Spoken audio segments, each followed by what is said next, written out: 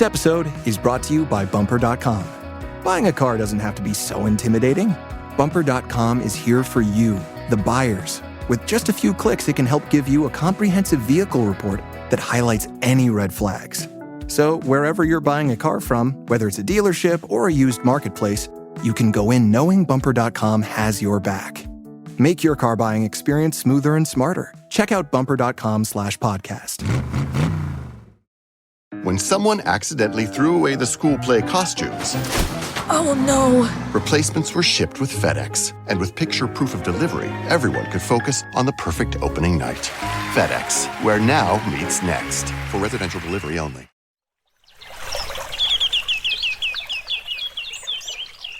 And it looks like we are live. Welcome to the Startup Tank, Climate Investor Pitch Show, folks. If this is your first time, thanks for coming. You know Shark Tank, you know Dragon's Den. Well, this is similar. We bring on the world's top climate companies, pre-seed to pre-series A, every 2 weeks, Mondays, 5 to 7 p.m. CET. I'm your host, Matt Ward, founder of Forward VC, where if you've heard of us, a little bit of everything in the climate community. And if you haven't, you can find out more about us on our site at forward.vc. We run the Partner in Climate Accelerator, where we invest in 1 or 2 companies a month and help them grow and scale through our network, arguably one of the largest in the climate and clean tech space, which you can meet some of those folks over at forward.vc, the number forward.vc, as well as our climate VC database. If you're looking to fundraise, we've got 900 plus funds, incubators, accelerators, and CVCs, and you can filter by stage, sector, geography, and check size. So if you're trying to find your ideal investor, we can help you do it. Forward.vc/VC database for more details and to download. And if you're looking to pitch and raise funding from investors, starting there is good. Coming here is also great. thestartuptank.com if you want to apply for an upcoming session. We've got our sharks here already lined up and on the program. Everyone is on time, which is an absolute rarity. And we would give 5 minutes to each of the companies here to present, followed by 5 to 15 or so minutes of Q&A with our esteemed panelists. So I might as well welcome folks over to the panel side of things and share first. We've got Dennis with Xeon Ventures. Dennis, you want to share a little bit more about what you're doing? Sure. Good morning, everyone. It's a pleasure to be here. Thank you very much, Matt, for the invitation. My name is Dennis Clark. I'm an investment director at Xeon Ventures.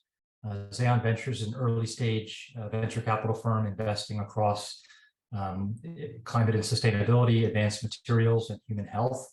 We're backed by Xeon Corporation, a multinational elastomer, polymer, and specialty materials company. And our sweet spot is primarily Series A and B startups. Thank you very much. Awesome. Thanks, Dennis. And Tarmo, you want to go next with NatureBacked? Absolutely. Hi, everyone. I'm Tarmo. You can hear me, right? Loud and clear. Sounds good. Good. I'm based in Estonia, so it's good evening from Estonia, and I run the NatureBacked podcast, which is a climate investment podcast globally. That's about it. Not that active on the investment scene, but more than happy to pitch in with tough questions during today. That's the plan. And then we got David, the last of our dragon sharks. Hey everyone, David J. Neff. I'm out of Austin, Texas, over in the US. Our firm is Ecliptic Capital.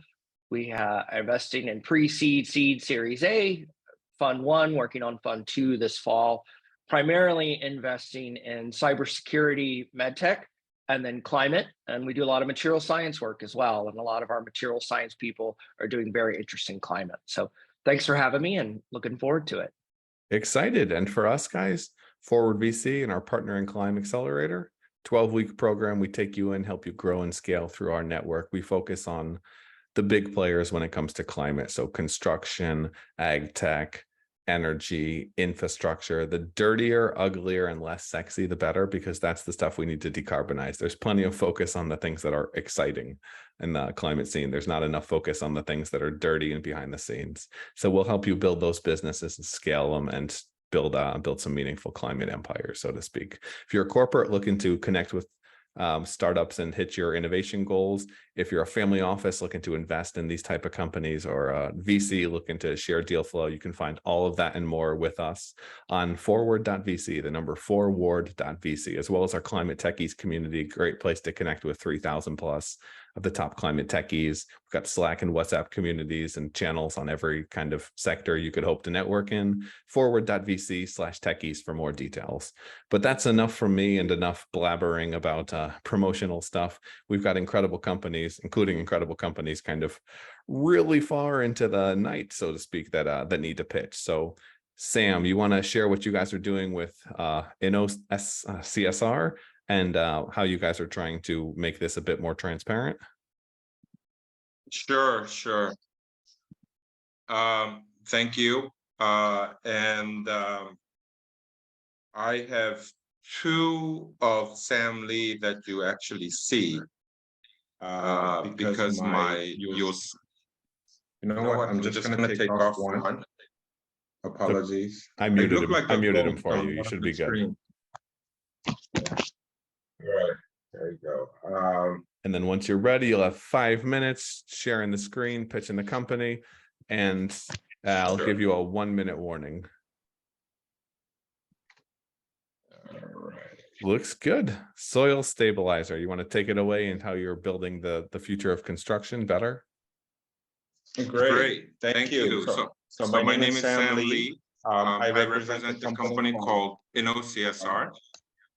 And we're into soil stabilizers. Our main operating field is in South Asia, mainly India, Nepal, Pakistan, Bangladesh, Sri Lanka, et cetera, And our focus right now is in Nepal because they've got Himalayas and they're one of the worst polluted countries in the world. 37% of Nepal's total CO2 emission comes from burning bricks. And 23% of black carbon from the brick industry is directly causing the melting of Himalayas. And the brick industry in South Asian countries have decreased profitability during the COVID because of global inflation of coal prices and labor cost. And this leading to a very low quality bricks because they are using a very low grade coals. These are the live pictures that you see at the site. Our stabilizer, on top of all the 4th generation inventions of soil stabilizers that work between soil and cement, our difference is that we actually can extract a very high strength out of this binding by deactivating the organic materials within the soil. So that actually enables to pull the strength from the cement and causing the pozzolanic reactions. Our profitability increase that we can contribute to comes from productivity increase. Traditional brick kilns usually takes about 28 days to produce. We reduce that to 5 days, 7 days. So cutting down 80%, we manufacture indoors. Our good brick system, which is the whole process of making this non-fired bricks using our soil stabilizer, has an initial capex investment that is 20 to 40% compared with setting up a new fire brick kiln. So the productivity increase is 3 to 10 times compared to the fire brick solution. And this means more revenue, more profit for the brick manufacturers. We have less input. So we need 1/10 of a land, 1/10 of the labor. And we're turning something that, like what you see on the left, to something that you see on the right. And we have much better strengths, usually averaging about 10 megapascal per brick. That surpasses the global standard. We are much more equal in shape and better in quality. Unit by unit cost, we're about 5 to 10% cheaper. Nepal's brick market size is about $175 million. They have about 1,600 brick kilns producing 5 billion bricks. And we aim to achieve about 40 to 50% in next 3 years.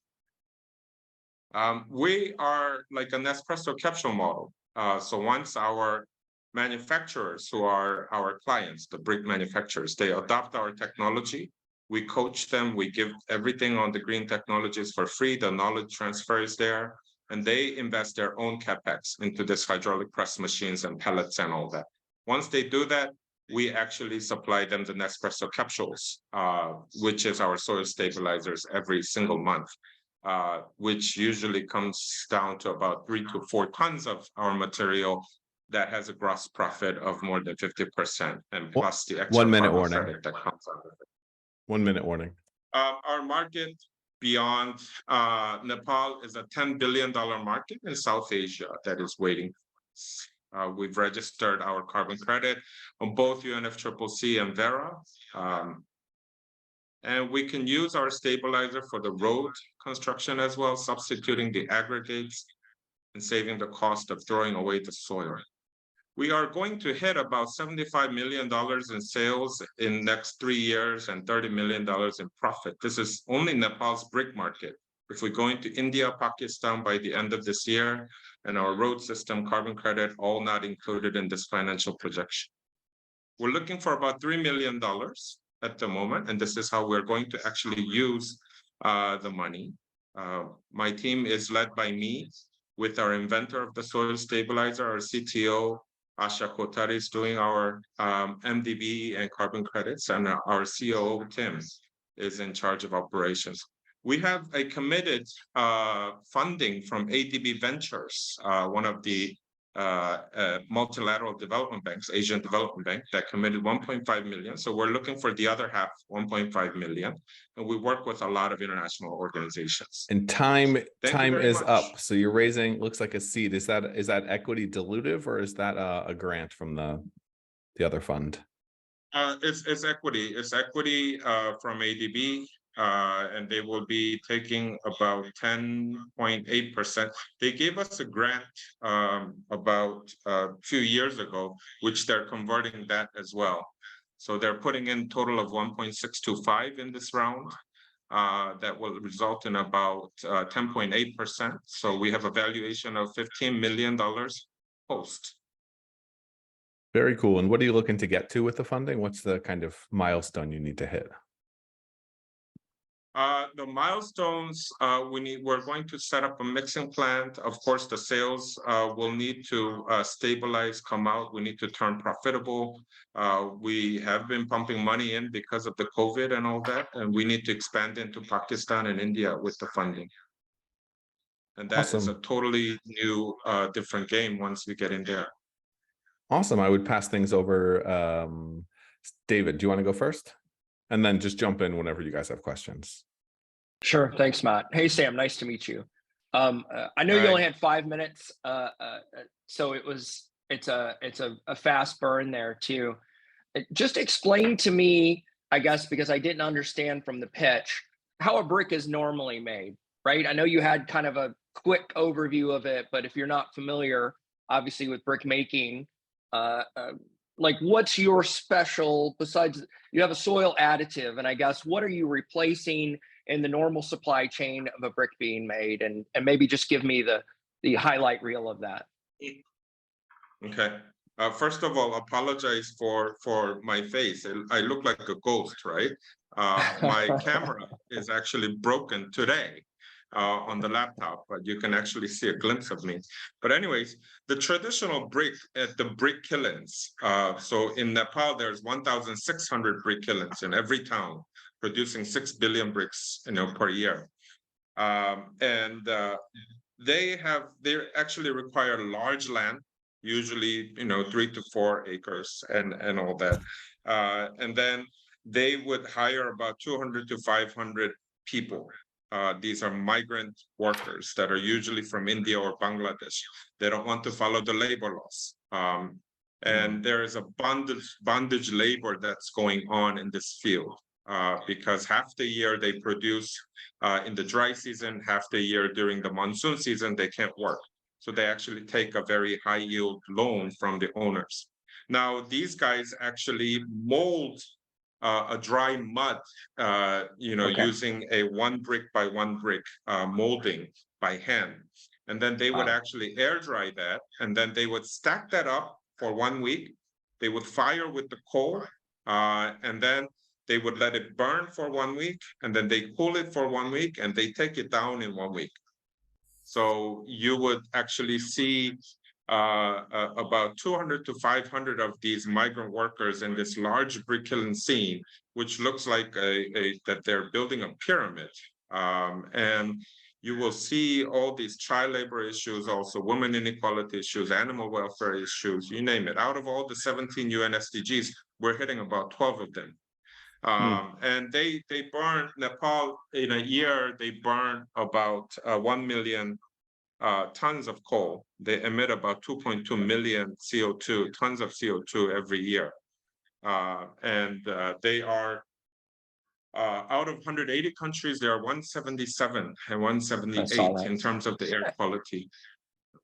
And no, that makes sense. I think if you fast forward just a tiny bit, you know, the soil additive is strengthening the brick, and you're also replacing that manual process, is what you're saying? Correct. So what they do, their biggest cost factor is coal and labor in the traditional brick kiln. Our composition is, our good brick system is a 90% soil, and 9.8% cement, and 0.2% of our soil stabilizer. And we would use a hydraulic press machine and a proper pan mixer. You mix it together, everything drops by the weight, and then you would actually press it in the hydraulic press machine with the vibration. You air dry it, cure it for 7 days, and you have a non-fire brick that is 10 megapascal. And then my last question, I'll let other folks jump into. Why Nepal? Is there a connection there? You guys have done sales there before. Like, why is that kind of the target market? So my management team, we spent a lot of time in China before, when we were having our early careers, and we've seen China grow from 0 to 100 over a decade. And of course, our final goal is India. In South Asia, I told you Nepal has an annual demand of 5 billion bricks. India burns 300 billion bricks. It's a 60 times market. For our soil stabilizer, is a $10 billion market in the whole South Asia. Now, in order to get into India, we needed a very good practice round.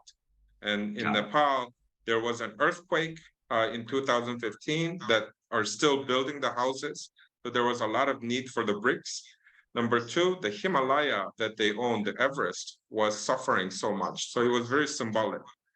And they had, and they were very much welcoming this new technology of coming in. They also have a sufficient hydropower, which is a renewable, that was able to pump out all these three-phase electricity.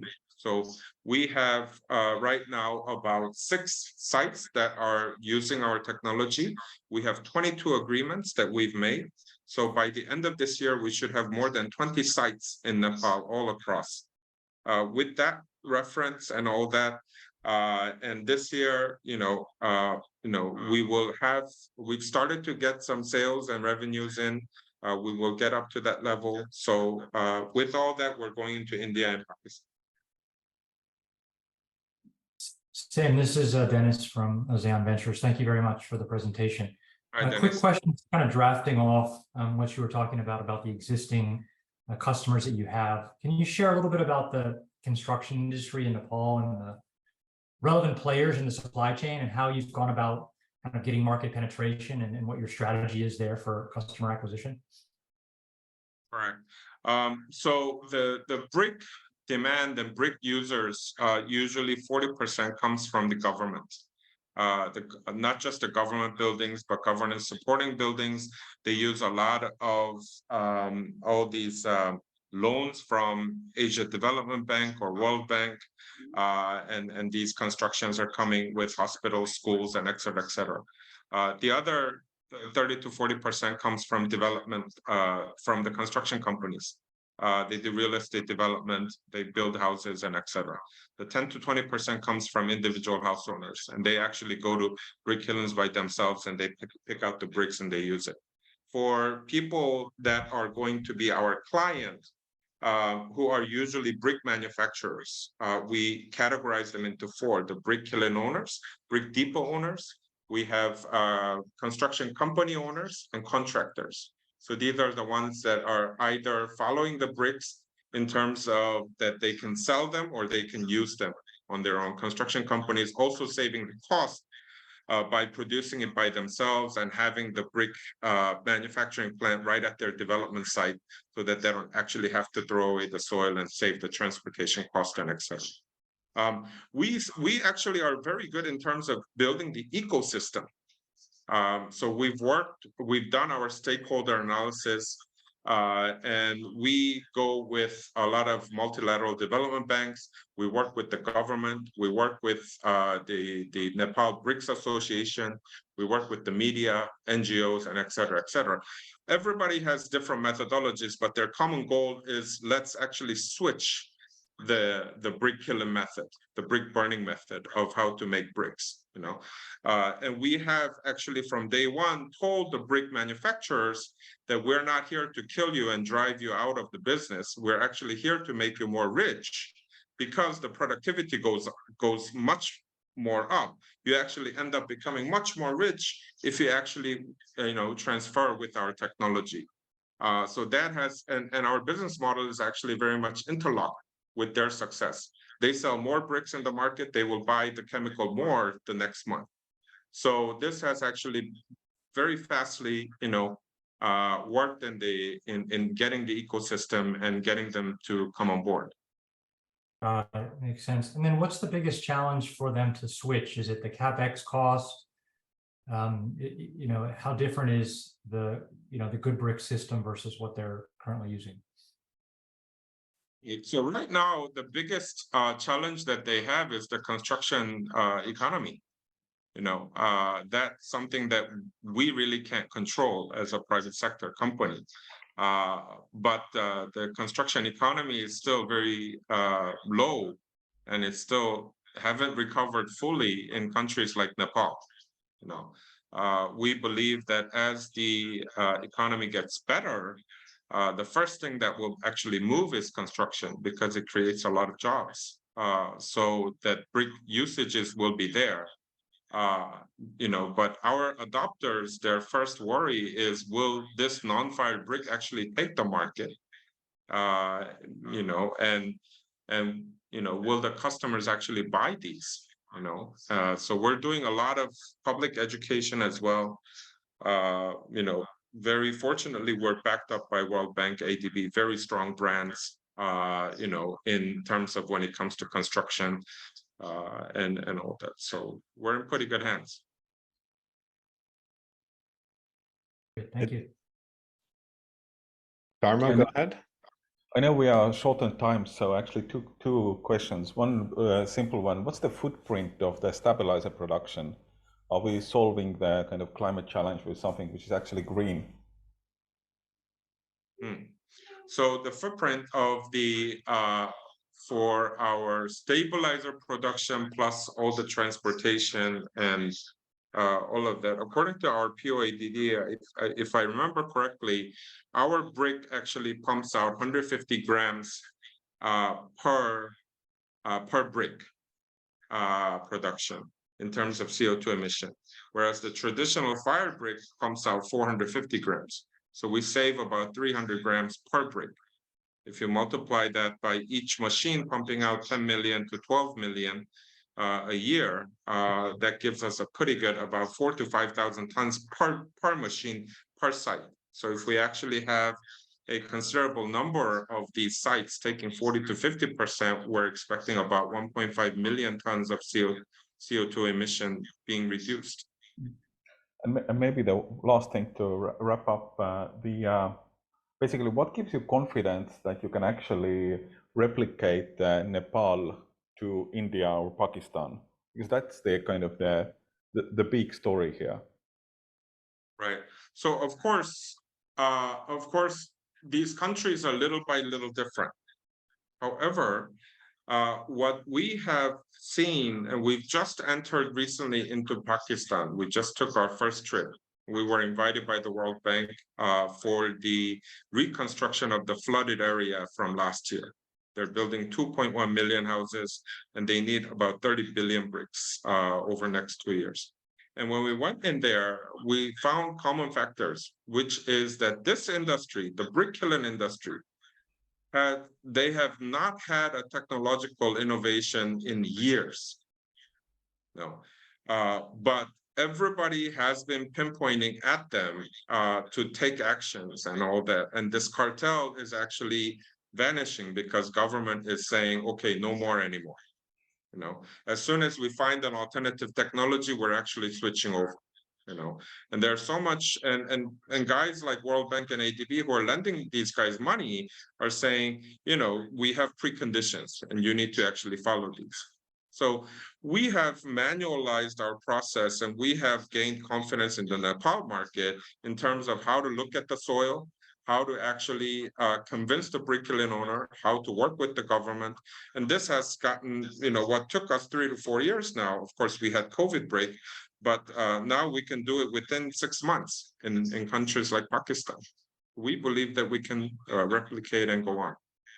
I would definitely have some other questions, but I want to move things on as well so that everyone gets a chance to pitch.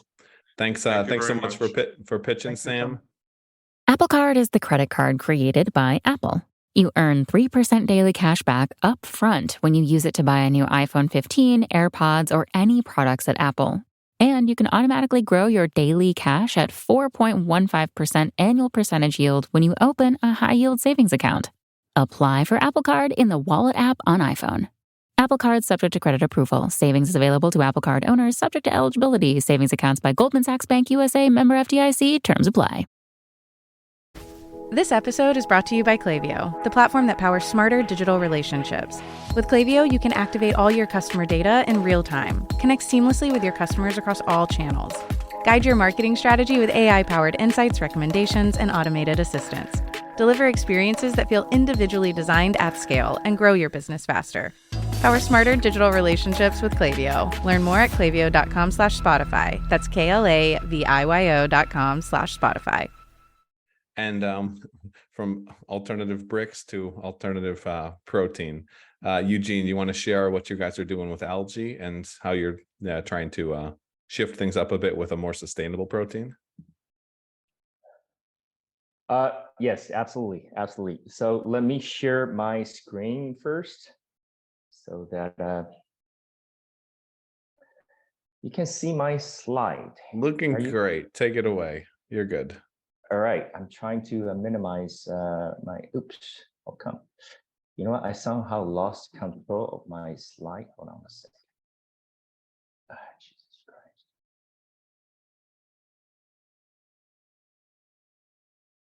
All right, so the name Sophie has a reason. Sophie is actually my daughter, if you ask.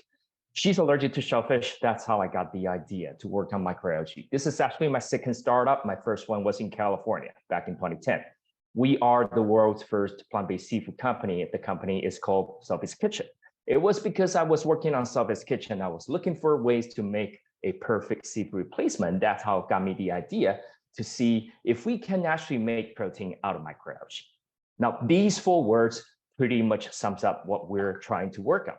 It's a much grander project, as you can see right here, than just the seafood replacement.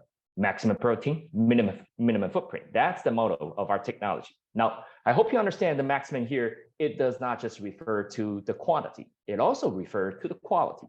And with the most nutritious microorganism on planet Earth, which is microalgae, I believe you can see why we are so confident that we can do so. Now, the whole world is moving towards plant-based. That's very clear. But then the question we pose to the world is that, are these plant-based protein really the silver bullet that we're looking for? You know, at the end of the day, they still require a lot of resources, fresh water, wonderful land space, wonderful weather, and not to mention, they still carry a lot of bags, a lot of issues with them, including allergy, including not complete nutrition. So that's why we think the whole world needs something even better, something different. And this market research report also confirms that there is indeed a thing called microorganism-based protein, and that's a huge market down the road. So this is our solution. By now, we have already gone through over 1,200 different species of microalgae already. We have a few strains that can grow in dark in fermentation style, and they're really sturdy. You can feed them with all kinds of industrial size stream for them to grow. We don't really have to just rely on sugar. But more importantly is that we have an added protein isolation process. And after that process, it's that wonderful color, wonderful flavor protein flour that in the future can be even cheaper than soy. Now, this is the difference we want to make.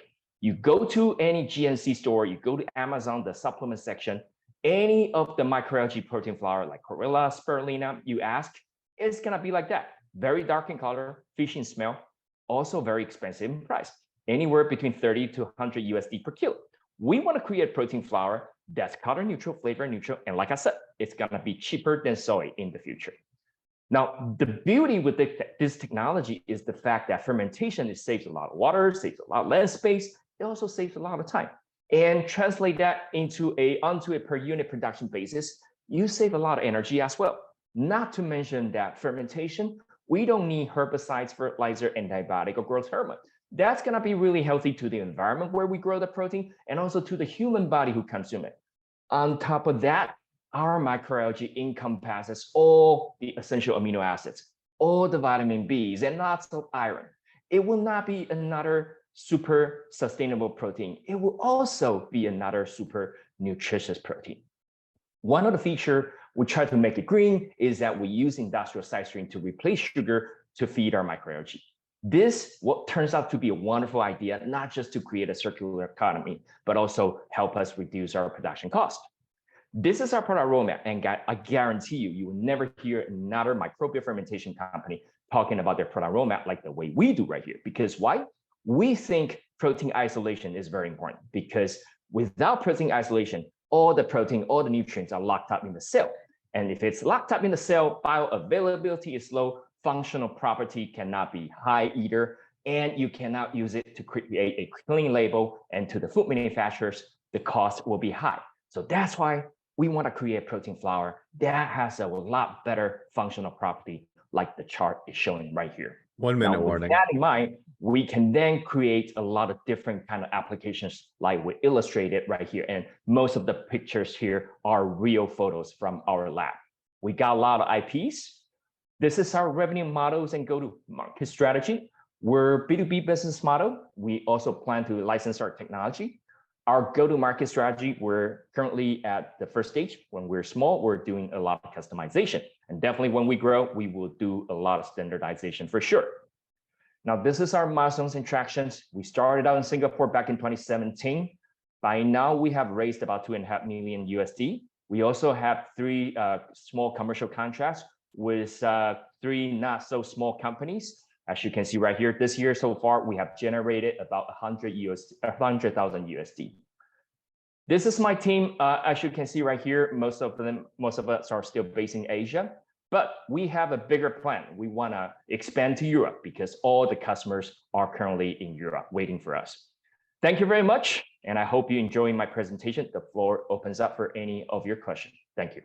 Awesome. While I'm opening the floor and pulling everybody else in, what products do you currently have, and what kind of TRL level would you categorize them as? So we currently have 2 cutters of flour. Let me quickly show you right here. It's in my stack. So we have one of what we call pale white. I don't know if you can see it. It's a pretty neutral flavor cutter. Another is a bit more yellowish. I apologize. The lighting is making it looks all pretty flashy, but I hope you can see the difference. So we're offering 2 different colors of powder, all from Chlorella vulgaris. No regulatory issues. We're EFSA ready, GRAS approved. So that this means that the manufacturers can use it to make foods to sell in the retail store. Honestly, actually, currently in the US, about 100 stores are selling a plant-based Swiss cheese that's made with this yellow one. And it's done by one of our customers, which is Sigma Alimento, a public company in Mexico. They manufacture this cheese with our protein and then sell in the US. And they're gonna launch it in Spain pretty soon. So those are the track record that we have so far. Nice. Tarmo, you want to kick things off with questions? Yeah. What about the kind of cheap cost base? You were talking about how you are able to do them cheaper than anyone else. It seems to me that in this industry, people have often been offering cheap as part of something which is really, really expensive. But you seem to be focusing really on this kind of mass production. What's the trick there? So at the end of the day, the pricing or the costing issue is a simple economic equation. Why plant-based foods are still more expensive? Because looking at the retail grocery store aisle, the meat case is still like 3 times or 4 times bigger than the plant-based foods. So as the consumption go up, we believe the cost will go down. Now, in our case, our fermentation process, we have to scale up the fermentation volume in order to scale down the production cost. Using our technology and parameters in our calculation, at just about 10,000 ton annual output level, we can reduce the production cost to about $3.5 USD per kilo. Now, 10,000 ton a year is actually not that much. A lot of consumer brand that I know can sell for like 50, 60,000 ton a year. So that gives you an idea. Now, what's more interesting is that there is another research report done by a school in the Netherlands, Wageningen, done by Professor René Weivel. I can even share that report with you. He believes that we can achieve just $1 USD per kilo at just 6,000 ton a year. I think that number is too aggressive, and he's more like an academic. So I don't buy into that number. From my commercial experiences, I would say 10,000 is more of a realistic number, and at about 3 euro or 3 USD per kilo. So that would be so the key is always going to be skill. We just have to sell more, get people to eat more, then we can cost down. What's the current kind of competitive situation of algae protein production and the plant-based on the land? You showed us the kind of the footprint that you need more land and so on. But what's the cost level today?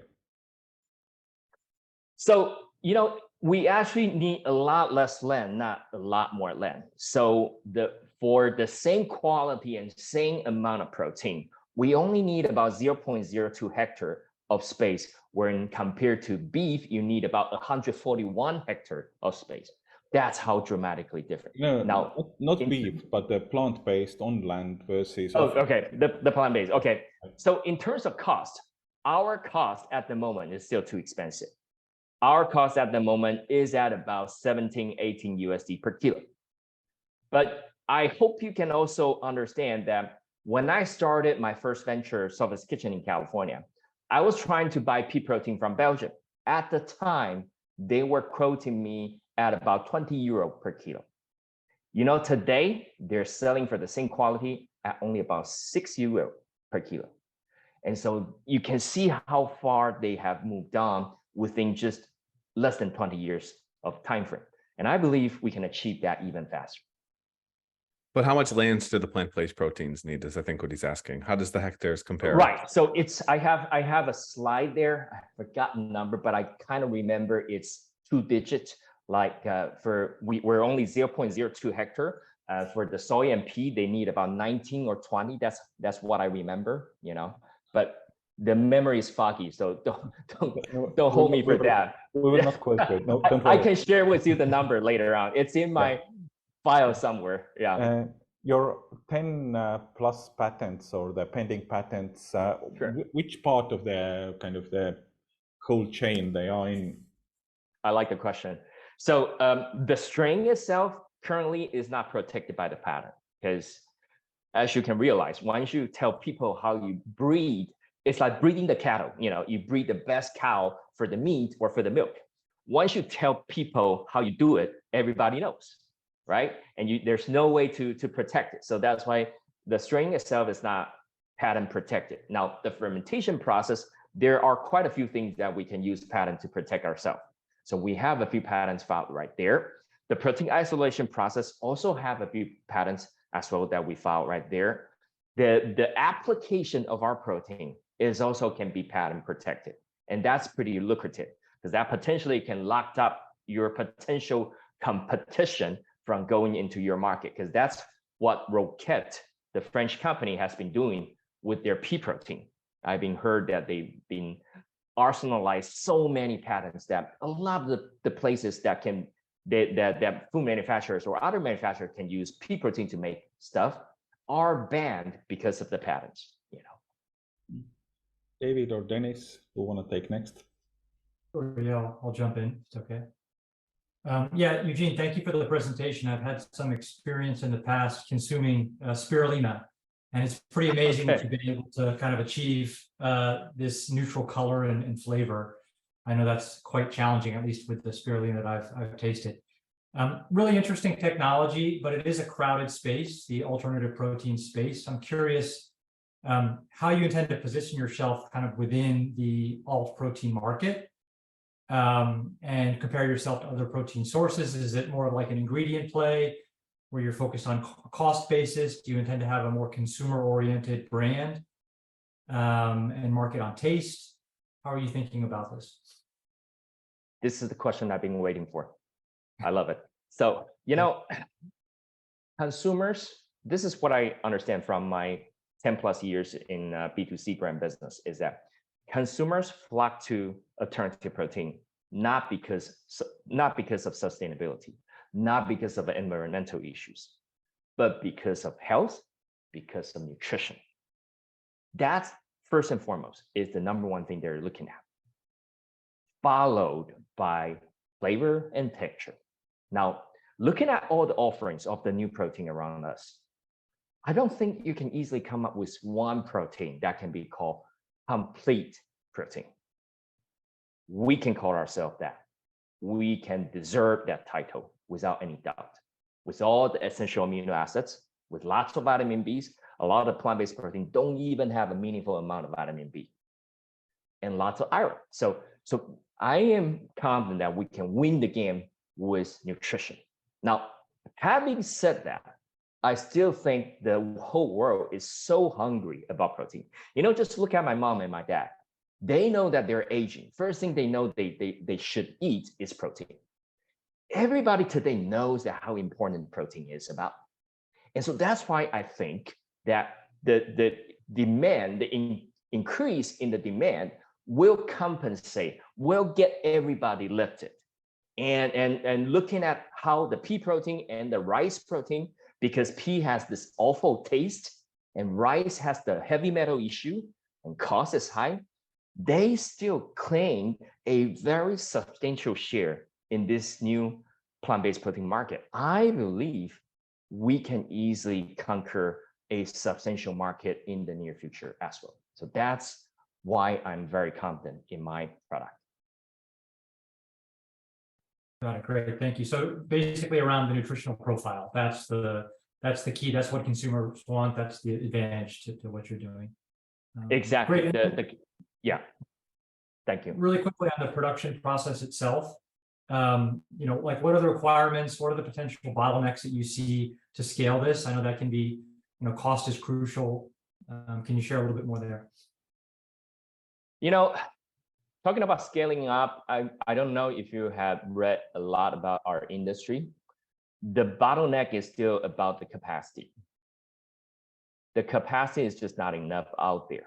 So that's why a few of our startups, so we're talking to quite a few European and also US, Canadian startup together at the moment. We're trying to form a few consortium together that we can then jointly and raise money with the contract manufacturing professionals that possibly we can down the road hopefully jointly build up a bigger capacity of fermentation facility so that everybody wins. Now, without the capacity, I think all the other bottleneck just paled in comparison to the capacity. Because if you don't have anywhere to produce, no matter how fast or how efficient your process is about, it's irrelevant. It's just useless. Are there no contract manufacturers that you could use? Most of the contract manufacturers are previously in nutraceutical and pharmaceutical industry. So their capacity, their fermentation tank is just too small for food ingredient. So for our purposes, we're talking about 100. What about beer? What about beer and alcohol? Beer is one of the options, yes. But for beer, their fermenter is a lot simpler than the bioreactor we use.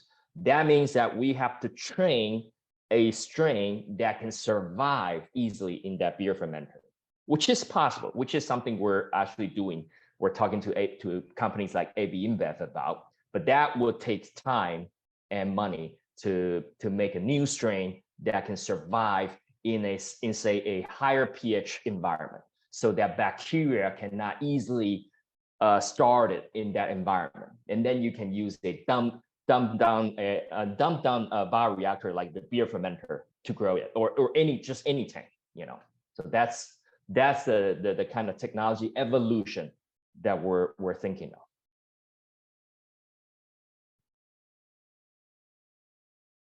Great. Thanks, Dennis. Eugene, great presentation. Thank you for your time today. Talk to me about your go-to-market, right? I know you flashed your team slide. Pretty familiar with SynBio, seen a lot of interesting synthetic bio and reactor startups. And I think, you know, the valley of death is great.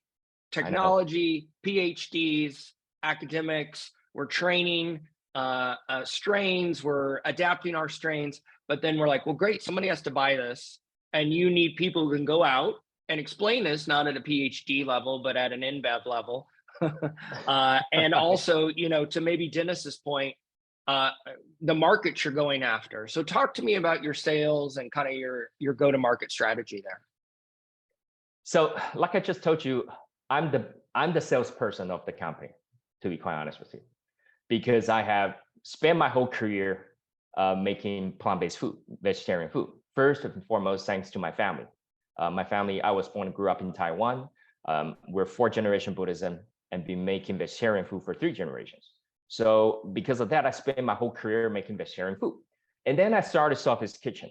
I then run into a lot of people. Sophie's Kitchen in 2019 was joining PepsiCo's Nutrition Greenhouse North American Accelerator Program. Through that program, I know a lot of people from Pepsi, from McCain, from a lot of these wonderful consumer brand businesses.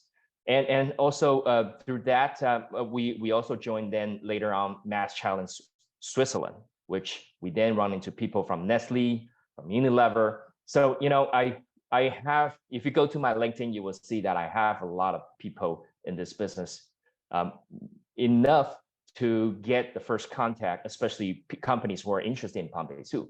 And I believe, and this is how we get the first 3 customers as well, is that once we can get our first contact, the right contact especially, that's hard. Once you get the right contact in the company to be interested, then there's more likely you have a chance to pilot with them with something instead of just talking, which is not helping. Once we can pilot something, it's more likely that they will buy later on. And then Eugene, my last question too, I know on time-wise, is just when you find that person, you get the pilot, in that sales pitch, what are you replacing? Are you going in and saying, look, I know you use this at this cost. Here's what we look at. We're not at that cost, but we'll get there. Like, just talk to me on the 2 sentences of what you're actually replacing to convince them to go with you versus, you know, 50 other people that are doing this. You know, the conversation in the protein world is actually a lot different than what you just said. They often talk about, what do you have something new? And why is this new going to take off? You see, that's how different the dynamic in the protein world. So they're just chasing a hype then. They don't really care about the thing. Exactly. They're not caring about replacing the old stuff. They're caring more about, how can I develop more new stuff to conquer new market? Because like I said, this market just keeps expanding. And so that's why we have so much nitrogen in our lake and river, because so many people are eating so much protein. Even the urine is filled with a lot of nitrogen. And that's why we created another algae problem in the lake and river, you know? So in the protein industry, first thing people ask is, what is the new thing? What is the next new thing? And why this new thing is relevant? Why this new thing is going to be here to stay? And that's constantly is the direction of the conversation. And that makes it easier for me, because then I can say, okay, here is the new thing that we offer. Here is why we think this new thing can stay and can be accepted, you know.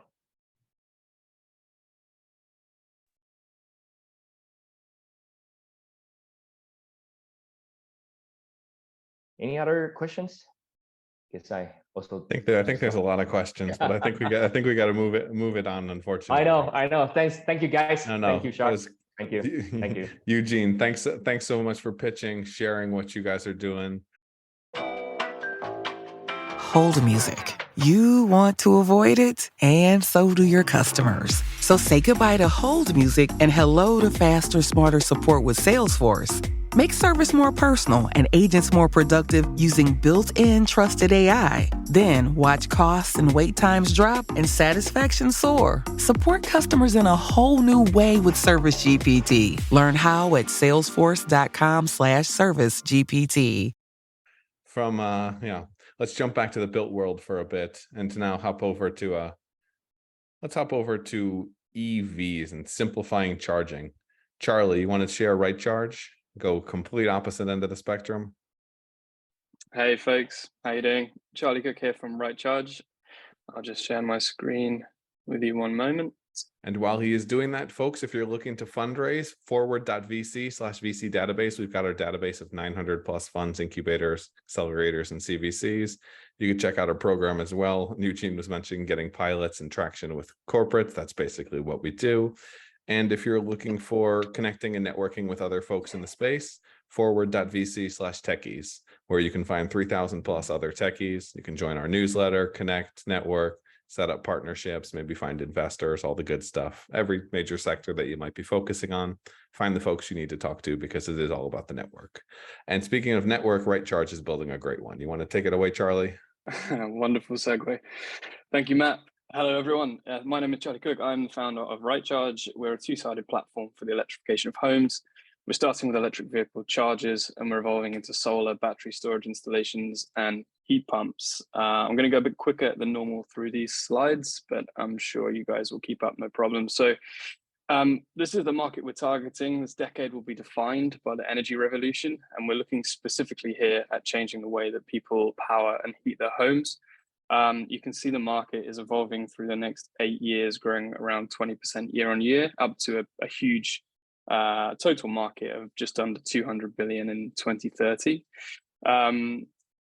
We are focusing first on the home electric vehicle charging market. So we're seeing a very broken market here in the UK and as well as in Europe and America. We have a very fragmented and terribly confusing situation for new electric car drivers. They spend a huge amount of time, therefore, researching and trying to dig into the details just to understand which charge point they should install at home and who they should buy it from. Then once they've made their decision, it's very common for them to have unacceptably long wait times, taking sometimes more than 2 months to get it put on the front of their house. And finally, the majority of drivers are actually paying more for their energy bills than they could do, and they could be saving around £450 a year by switching to the right electricity tariff. So overall, we found just about 60% of drivers found this process overwhelming, and it's causing a lot of pain for what we need to be a very smooth transition. As a result, any company who sells electric cars is also feeling this pain quite acutely. So this is a quote from the electrification manager at Kia, that more than half of the conversations they have with their dealers about challenges with selling electric vehicles are to do with charging. So we need to make sure this customer experience is as smooth and easy as possible. We have developed a unique platform solution. So we've aggregated a network, as Matt alluded to. We are not an electrical contractor. We're a tech platform that connects drivers to a network of charge point installation companies. We've built a front-end journey that simplifies the selection process. So now our drivers are choosing chargers in 6 minutes rather than 2 hours. They get it installed quickly by a pro. We monitor how quickly each installation company is getting that charger on the wall, and we use that information to then manage the supply side and make sure that never drops below SLAs. And we've also built a tariff comparison service from the ground up that actually works for electric car drivers, and it asks them about their car and how far they drive and how they charge it, and all of that goes into some calculations to figure out the cheapest deal for their home energy.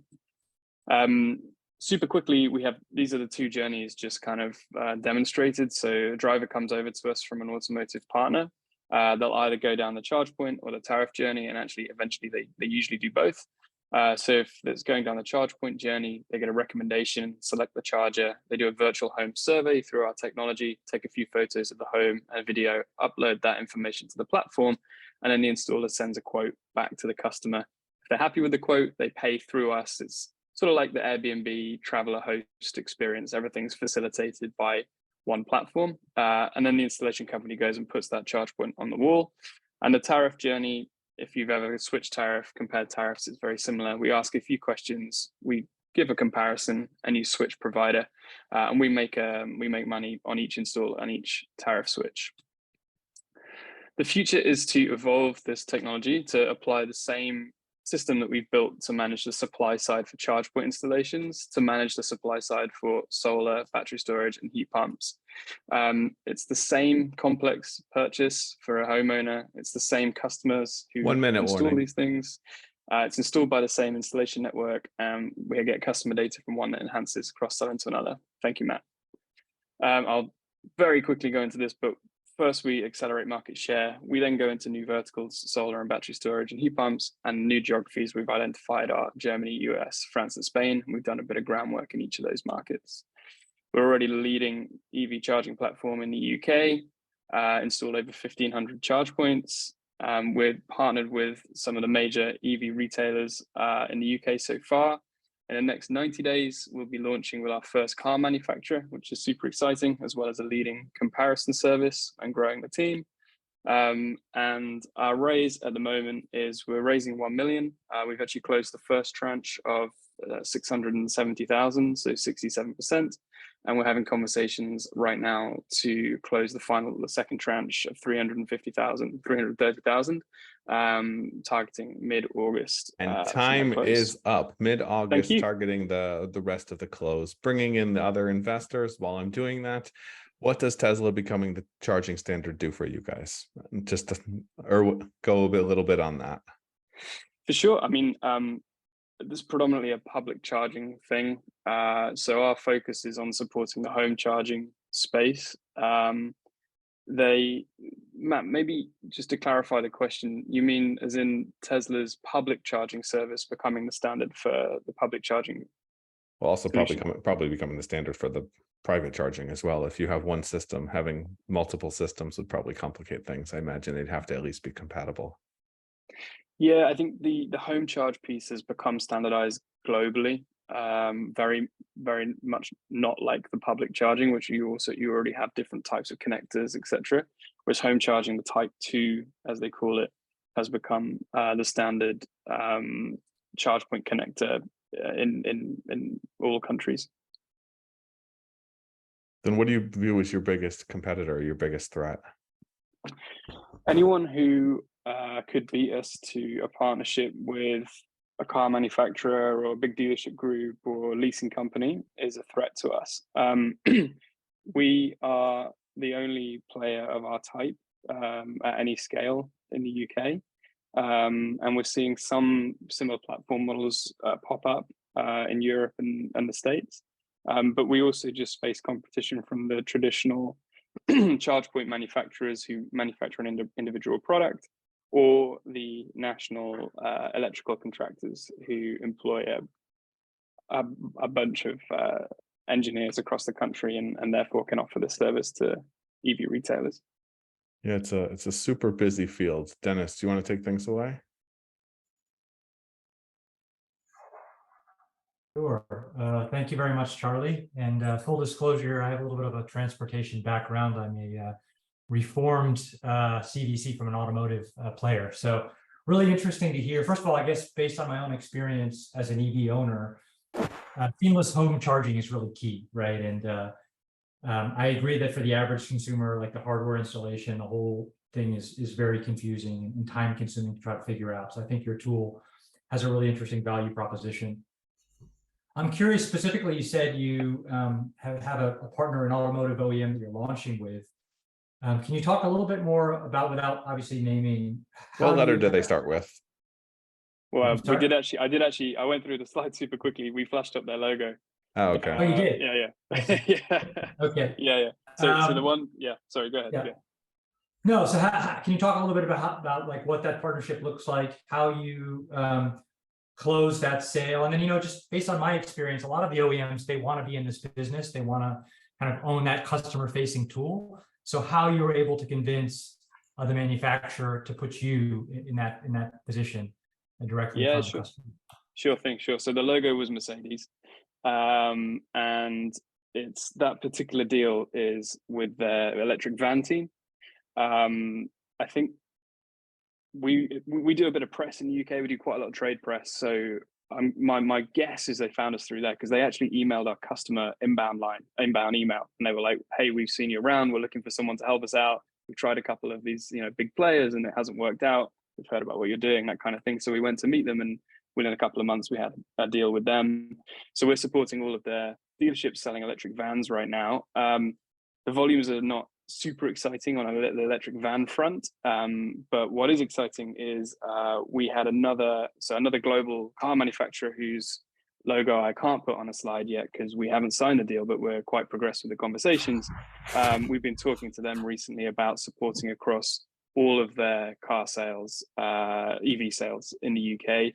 And then bizarrely, their European HQ independently, without knowing we were talking to the UK team, again, emailed our customer inbound email address and said, "Hey, we've found out about what you're up to, and could we have some conversations about, potentially working with you in Europe?" And that's incredibly exciting because in order for us to land in these markets that we've identified, the best way to do that is to have a launch partner that we can rely on revenue and volume from day one. Obviously, hugely de-risks putting a team in those countries to set up. So, that's kind of that's where we are at the moment. Great. Yeah, that's great progress to convince a manufacturer at this stage to work with you. So congratulations there. Also on the solar panel installation and heat pumps, what's your progress with that, product, quote unquote product? It seems that, EVs are moving really fast at this point, but there's also, at least here in the US, lots of subsidies going towards electrification of the home. And that's something we're seeing a growing need for as well. Is that something you're building out in parallel, that functionality, or? Yeah, for sure. So right now we're at the R&D phase with solar and battery storage. We look to launch a product into the market within the next 6 months. My background, I was an engineer. I worked at a particle collider in Geneva for a couple of years, and then I did a master's in climate change management and finance. And during that master's, I built a model to accurately calculate the ROI for a homeowner on solar and battery storage. So we'll use some of that basically to build out the technology, but it's not like rocket science. It's pretty solvable stuff. The challenge, I think, is understanding how we will compete in what, as you mentioned, is a very hotly competitive market for solar and batteries. So our strategy is to go through the EV via the EV, and that, as far as we're aware, is makes us pretty unique in that space. And what I mean by that is we're building up this network of automotive partners who send through customers for the charge point. We'll then develop a relationship with those customers. We've also built trust because we delivered an excellent experience on the charge point install, and then we'll look to take them on a journey to decarbonize their homes. And as you might know, once you get an EV, you start thinking about these things like, how do I power my home, and should I get solar and that kind of thing. So we're capitalizing on that natural journey that someone goes through once they've got that EV. And that means we don't have to play around like spending a fortune in Google Ads and Facebook or whatever to compete against the other solar platforms. Are you worried about people going the opposite direction? Because it was obvious to you to go one way. It's probably obvious for them to go the other way as well. Yeah, I guess. I think it's also not uncommon for people to get solar installed and then be like, "Oh, I'll get a charger." But the EV market is much bigger, higher volumes than solar market. So I think it makes sense to go our way and up versus backwards.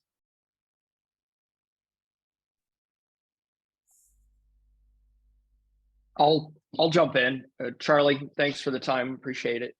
I have to agree. It is interesting because obviously you have a couple of different paths for customer acquisition, right? I was just thinking back to my own solar journey, and there's so many of those sites, right, that you could Google to help you calculate an estimate. Everything you just talked about. I mean, Google has a competitor in Project Sunroof, right? Hard to compete with Google on that. So maybe EV is the true way to get in there.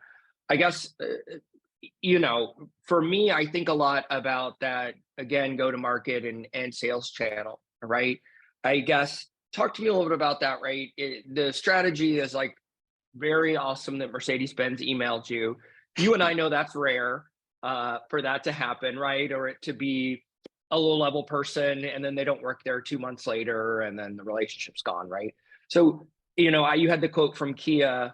You obviously have probably been maybe talking to people that Dennis used to work for in a previous life and others like that.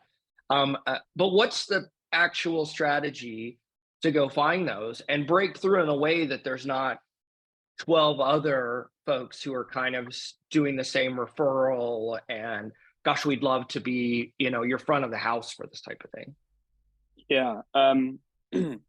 Our most effective weapon, if you like, in that sense, is probably our network, but actually even more so is our investor network. So we've got investors on board who know the C-suite for every dealership group in the UK, for example.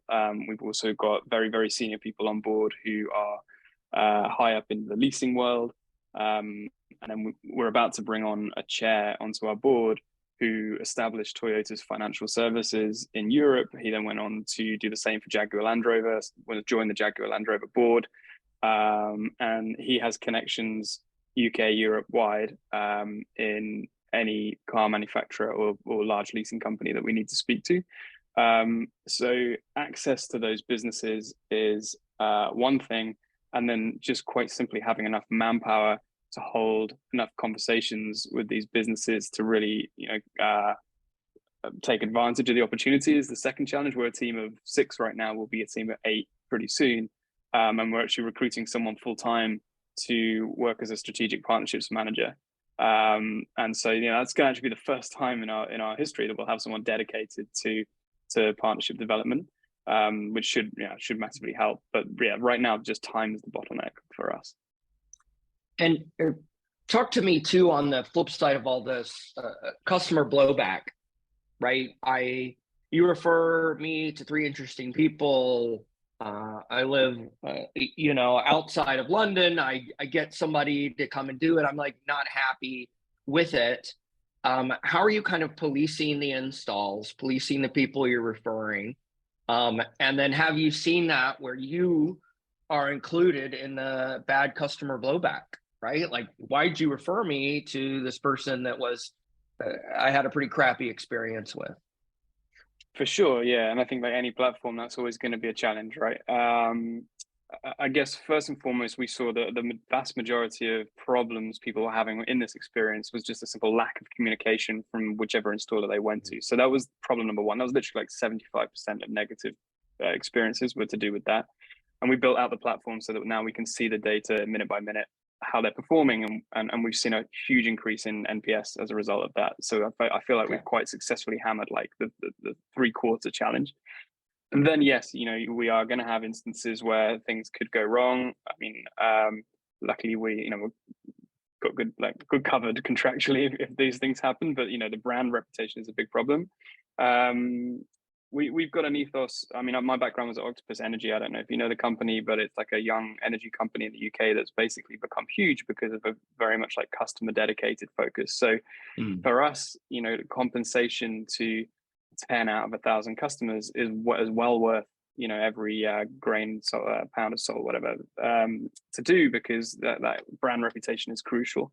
We haven't had anything like serious happen, but our philosophy is to go down the same route as Airbnb when they had a S&M party in someone's house in the early days, and that got out into the media, and what they did was just cover the cost, for like 100 grand or something crazy it was to do this, but it turned into a huge PR opportunity. So it's always like, do the best by the customer, and then you can sometimes turn a bad situation into a positive outcome, I think.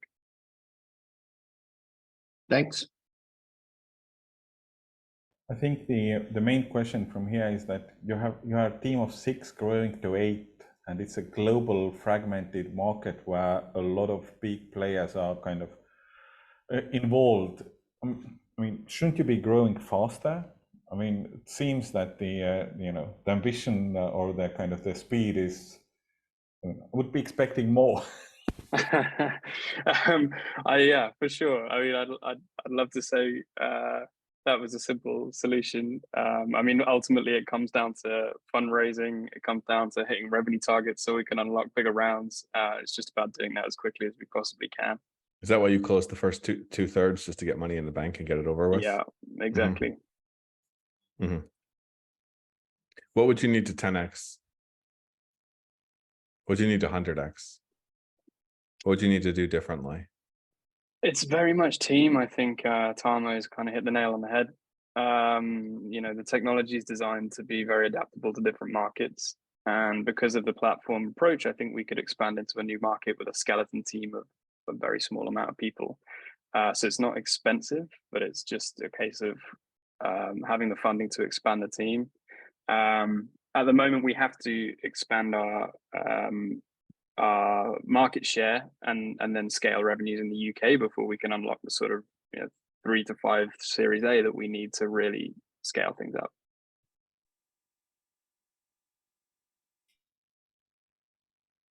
Fair enough. Fair enough. It sounds like things are moving. It sounds interesting.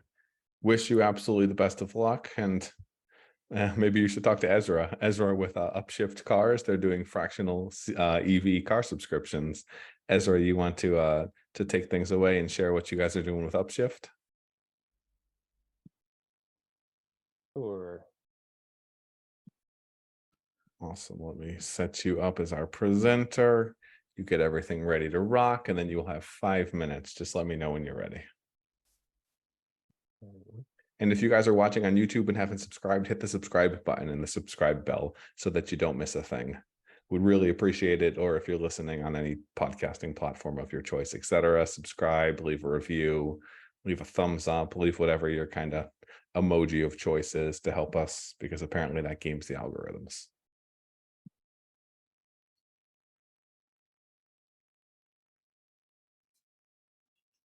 Good, Ezra. Yeah, maybe I'll just do Acrobat. Okay, let me find the screen. Share. I'll just do this one. Can you see that? Awesome. Take it away. Looks good. Great. So I don't know if people are aware, but about half of all cars in cities are only driven about twice a week. And we're building a car subscription service for those drivers. So these people are rarely driving, and they're constantly worried about an expensive idle asset. Every time they go out to their car, they're worried it's going to get a parking ticket, or it's going to be broken into. They're worried about maintenance and repair, and they're locked into a long-term, multi-year contract on a car that they never drive, even if their lifestyle needs change. And if they want to go EV, they don't have anywhere to charge it if they're renting.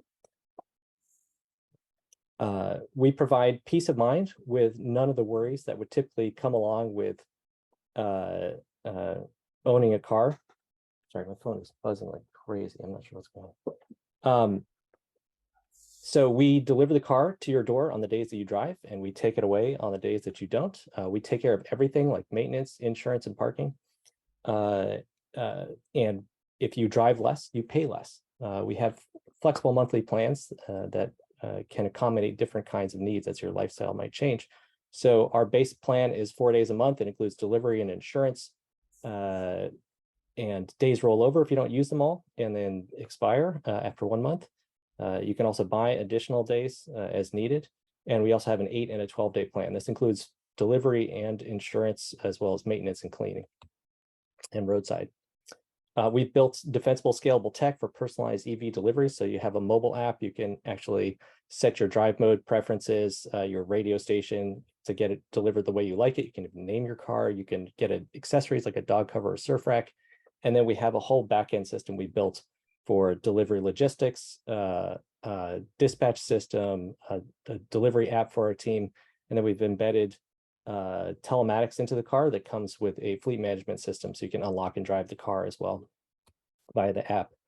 So we have we're building remote control car deliveries. Right now our team does it by bicycle between jobs, but we have an LOI with a hardware vendor to do remote control car delivery, so you can actually sit in an office somewhere and deliver the car to one of our members.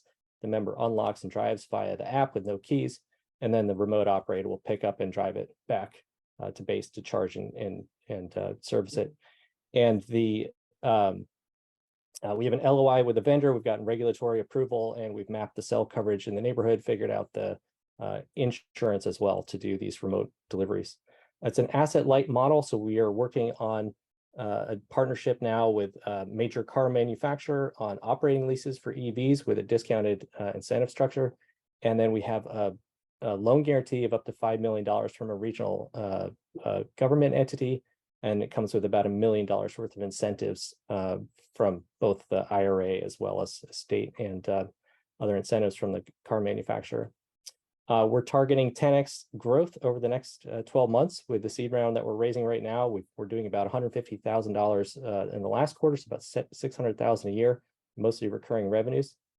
And we're raising $2 million seed round right now. We've raised $2.8 million to date, gotten backing from Third Sphere and Climate Capital, as well as automakers Ford and Mini, done a number of accelerators, including Plug and Play, backed by State Farm, Avanta Studios, Mercury Rays, et cetera. This is to integrate that vehicle teleoperations hardware I was talking about, scale to a second market, and to support all the growth that will come from the new automotive financing arrangement we have with the automaker that we're building right now. 1 minute warning. Technology, operations, and marketing primarily is what that's for. I co-founded a dockless bike share in 1999 on my college campus. And when I was at MIT doing my master's in city planning, I worked on designing a shared electric scooter. My co-founder launched a social venture in Cambodia when there was no government in power and she didn't speak the language. And our team has worked at many top technology and mobility companies, including Uber, Zipcar, and Fare. And in the future, we believe most people won't own cars. So just subscribe to a car that comes to you. This will eliminate the need for all street parking in cities and reduce CO2 emissions by about 10x over baseline, and also cut people's costs of car ownership by about half. So we're building that today and would love to have your support in joining us on this path. Awesome. As someone who lives in a city in Europe where you don't need a car, I can say not owning a car is great, and I would never want to go back to that. Let me bring in the other panelists here. Give me 1 sec. And while I'm doing that, there are a lot of people trying to do what you're doing. What's your special sauce? What's your defensibility? Why are there not going to be a million other people offering EV subscription services? Yeah, there's a lot of people doing different things, I would say. So there's people doing EV subscriptions. So you get a car 30 days a month and you can have it for 3, 6, 9 months. But then you have to park it, charge it, service it, repair, all that is on you. Then there's the other end is for people who really rarely drive, like less than once a month. They're doing car sharing, and that works okay, but there's a lot of friction there. It's not very convenient. It's not always available. It's not always clean or charged. And so that what we see is from the data is people typically fall off and buy a car once they drive more than about once a month.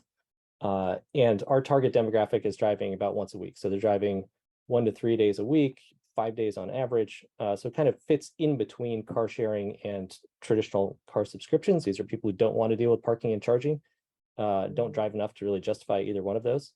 And the logistics involved with the delivery component is pretty significant. We've built an entire system to manage that. And now we have the teleoperations integration as well to manage deliveries for 1 or 2 day bookings typically. That's a very different logistical structure than other services with a recurrent subscription. So you're focused more on US cities than places without public transit, I assume. We're currently focused on dense urban markets that have public transit and have car sharing and ride sharing and all the other alternatives that are out there, because we see that that's where the biggest sort of low hanging fruit. But we have gotten a lot of expansion requests in lower density markets, certainly around the world, in Europe as well, but also in low density markets like Phoenix and Dallas, where there's no other option. And so if you drive 6,000 miles a year, which is our target average, you don't really have any option other than to just lease a car and have it sit there 5 days out of 7. Okay. Tarmo, you want to kick things off? Yeah, kind of from the homeland of Bolt, which is doing quite nicely with its Bolt Drive operations in some of the countries where they are open already, and I think they did like 100 million revenues last year in the basically the same business you are building. What's the, I mean, you said in the slides that you are kind of asset light model with the government backings and so on, but essentially for scaling and speed, you need actually probably a lot of people to be involved to deliver those cars. And this kind of asset light idea, I mean, you might not need to own all the cars, but you would still need to have significant costs. Yeah, as I said, we're doing remote control car deliveries. So this is essentially a lightweight driverless technology where you put sensors and cameras on the car, a drive-by-wire system and a modem, and you feed that back to an office somewhere where we actually have remote operators. So you asked again about the differentiation, why somebody else won't just do this. Well, this is a very new technology. There's about 5 or 10 teams doing this right now. There's actually one doing it, something similar in the Baltics that I'm aware of. And so we're currently doing, our current deliveries are by bicycle. They're about half the cost of our closest competitor doing car deliveries. So we're already probably 2x more efficient with our current operations. And we expect we can cut that in half again with teleoperations. Sorry. So it's a cost of about $27 a day right now. I think we can get that down to at least 16, if not even $5 or $10, depending on the cost of the teleoperations. Sorry, deliveries by bicycles. I got confused there. You fold the seats down, you put a bike in the back, you drive it to the neighbor. You have to get home from wherever you deliver it. You got to get between the jobs. Yeah. The job is about 2 kilometers between different deliveries on average, and that's a pretty good biking. It's usually actually fastest to just bike between those. Yeah, of course. Why is this not just a race to the bottom? Because if I need a car, the only thing I care about is it works and it's the cheapest one that works.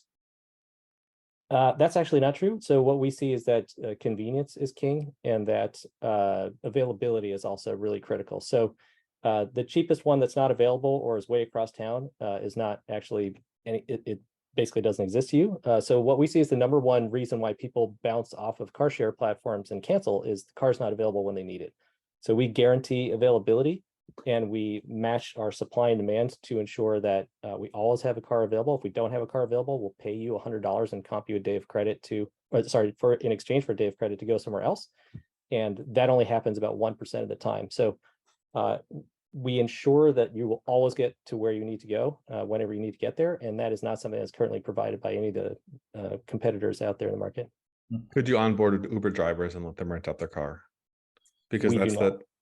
No, but could you? Because that is either them adding the feature or you facilitating that would bring all of those cars online for all the times they're not using them. Those cars would not have telematics or teleoperations in them, and our insurance wouldn't cover them.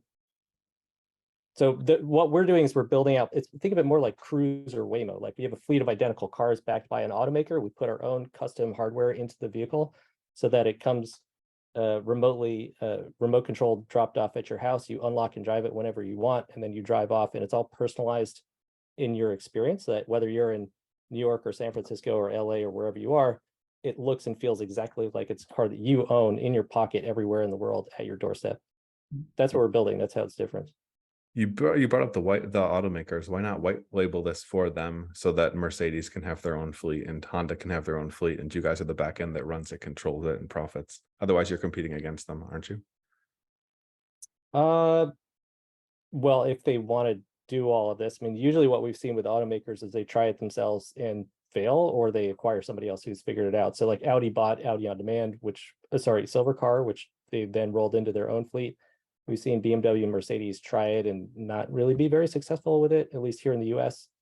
So I think that's a great idea. I mean, I think if we can get an automaker who wants to white label it, it's certainly an option. But right now, this is the closest I guess we've come to that. I think that having a direct integration with an automaker is definitely a great way to scale. If you look at, say, Cruise, Silver Car, these are definitely pathways that we've seen.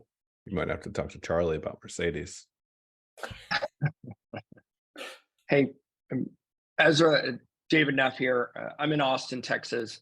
Not as dense as we would like it to be, so we might not be the best market for something like this. Austin is a perfect market for teleoperations because it is low density, so there's no great options there, and the regulatory environment is perfect, as is the one for remote control delivery. So I actually have my eyes on Austin. Well, let me know.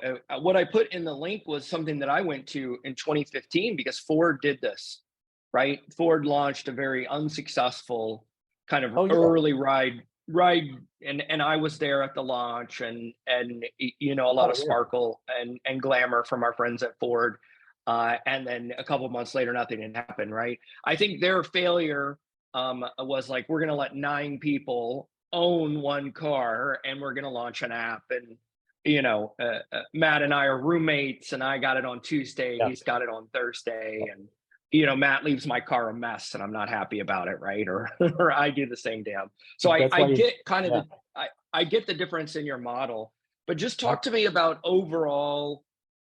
Well, talk to me about overall acceptance, right? Like, what is the stat that people now want the different version of this, right? Especially in the US market, maybe versus the European market. And then, you know, my second question for you would just be, how are you getting in front of people to even let them know, right? Because again, I think the Ford model was flawed from the jump, but Ford putting marketing dollars behind it, right? Versus how you guys are out getting eyeballs on it. Yeah, I mean, we have almost 100 5-star reviews, and our members, if you look at our last reviews on Yelp, they all say we're the best car service in San Francisco, which is pretty phenomenal, given that we probably have exponentially less dollars in the bank to build this than any of them have ever had. But you know, so it's growing by word of mouth. Fundamentally, we're not even running any ads, and so I think that kind of is the perfect example of an automaker trying to do. So when we started the company, that's exactly what we're trying to do. Could you and I co-own a car, or 9 of our buddies or whatever? It's just too complicated. You need a middle manager, and you need to guarantee availability and guarantee that it's always going to be, you know, clean and charged or gassed, and, you know, everything will be taken care of. And so that's why we built just a fractional subscription essentially, and said, look, you just tell us how often you need the car, and we'll make sure that it's there when you need it and take care of everything.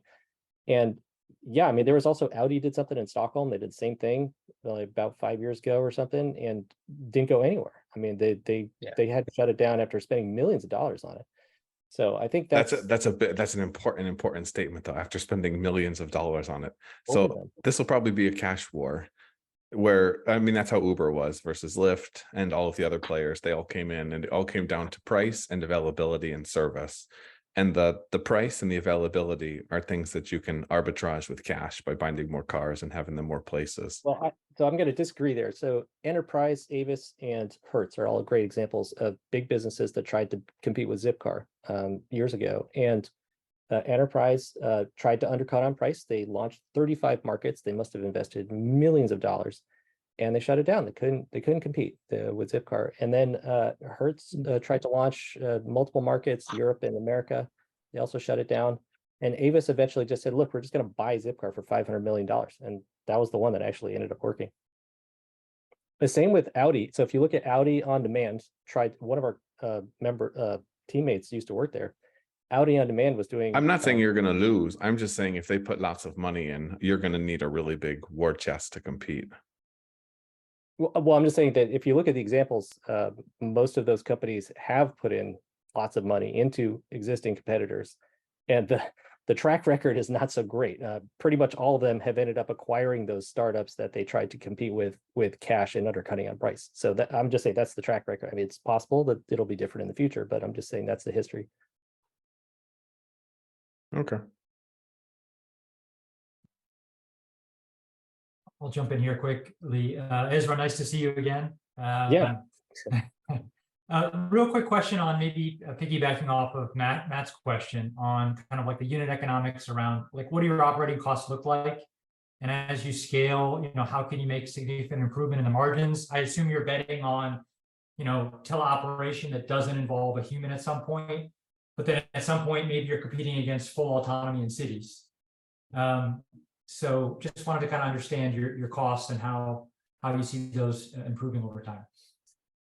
Yeah, I thought I had a slide on that, but I don't. Well, I guess I have a very detailed slide I could show.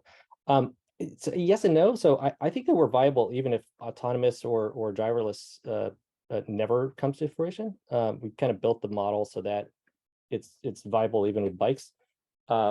Basically, our what we're doing right now is we have no parking costs, and so the biggest barrier for car sharing is really making sure you always have a car available at people, near where somebody is at the time they need it. And the only way to solve that right now is to just have a ton of idle capacity. And so they have about 30% utilization, which is very expensive. You got to maintain and clean and park and, charging, forget about it. So that's why the costs are so high and the margins are so terrible, frankly. We have 50% utilization. I see a path to get that to 65, 75% utilization with more midweek business demand. And we have zero parking expense. Even once we scale to be more significant, I think we only need parking for one, for every 5 or 10 cars, we need one parking space. And that can be in a lower cost area, aggregated in ways that reduce those costs. So that's really the big innovation here, is around eliminating that friction point of parking being the barrier for scalability. It also means we don't need any city regulatory approval to do, say, a free floating model that some companies have tried. We can just launch it in any market tomorrow. And that dramatically cuts down both your barrier to scale as well as your cost, because the parking is actually almost as much as the car in many cities. Here in San Francisco, it's like $350, $400 a month for a parking spot. And if you want to electrify, it's really complicated. Now I need a charger for every one of those spots, and people have to remember to plug in. So on the unit economic side, we're already basically covering our core fixed costs of insurance, delivery, and car payment. And I see a pathway now to increase revenues per car per month, as well as increase utilization and decrease costs. So we see opportunities to decrease cost of the cars, cost of insurance, and also cost of delivery with the teleoperations as we scale. Got it. And just, one quick follow-up. I was surprised to hear you talk about the demographics of the current users, or the usage of the current users in SF. And you mentioned, once per week. Can you, what's the use case? What's the application here? Why wouldn't you use, let's say, rideshare? In that case, it seemed like a lot less complex than doing a subscription service and having, fractional ownership type of a scenario. Yeah, most people are using it. Our average trip is 2 days and 150 miles. So if you did that on an Uber, you would be paying a fortune. Most Uber trips, I think, are 3 to 7 miles. I can attest. So we live in Zurich, and we have a car kind of service mobility. We can pick them up from different places around the town, and it's not you use it to go somewhere; it's you use it to actually go somewhere, like sledding up in the mountains, or you're visiting people who are hard to reach. You're visiting people. It's not to go grocery shopping, because that you've already solved that solution somehow. Yeah, it's funny. So the mobility founder actually just came and visited us in San Francisco. I've known him for a long time. He's like the first car share guy in the world. But anyway, sorry, I digress. But yeah, it's basically to get out of town. if you look at why people own cars, it's, to do stuff that's hard to do without a car. You got to move a bunch of stuff. You got to get out of town and go to do something outdoors. Maybe visit some loved one who's an hour or two away. Go to work. We have a lot of our members just doing hybrid commutes. They go into the office 1 or 2 days a week, and they just want the predictability that it's just going to be there and always be available and at their doorstep and clean and gassed, and they don't have to think about it. Like, it's just there. That's a big value prop for them. All right, thank you. Very cool. And I want to keep things moving on to be respectful of everybody's time. Ezra, thanks for the pitch. Sounds super interesting. Good luck with shifting the EV market, so to speak. And if you're doing that, we're probably going to need some good ways to have predictive AI grid maintenance and management. So Matt, you want to take things over with Ping Things? Yeah, appreciate it. Hey, everybody. Matt Burton here with Ping Things. Let's go ahead and share the screen. All right, y'all see that okay? Looking great. Take it away. All right. Trying to get that slideshow button. All right, so I'd like to start this off. This can be kind of a complicated topic. So really just want to start with who is Ping Things. So we're really 3 things. We've built the predictive grid, an AI platform for energy data. So number one, really started with the database structure built from the ground up about 8 years ago. Extremely high performance, high volume, really the fastest platform and database structure for time series data ever built. Number two is obviously making use of that data. There's a lot of power engineers, data scientists that are trying to use this data to do something, investigate that. And so we provide all those power tools for them to be able to visualize that data, build machine learning, AI applications, all that fun stuff, rapid dashboarding, analytical prototypes. And then number three are, kind of the output of that work. So now we have these built applications. Maybe it's impedance calculations to meet some FERC order. Maybe it's oscillation detection, lightning strike analysis. And these are applications that we can then resell in the marketplace that we're growing. So that's who we are, to give context to the rest of this complicated stuff. So, really the reason this is becoming incredibly important is because of all of these different trends that, we always all talk about: decarbonization, electrification, growth of renewables, and particularly inverter-based resources causing a lot of issues. And through all of that, we're losing a lot of grid inertia. So if there's some sort of oscillation perturbance on the power grid, it can lead to cascading effects because there's not these big rotating machines in the volume we need anymore. And just a loss of, retiring workforce, asset health is tanking, a lot of big challenges, which is why we really need to start using this data. But what have people really been doing in the meantime? So it's historically been very expensive and hard to use the kind of data that we need to use to make better decisions. And what's really been happening are two core things. Number one is overbuilding.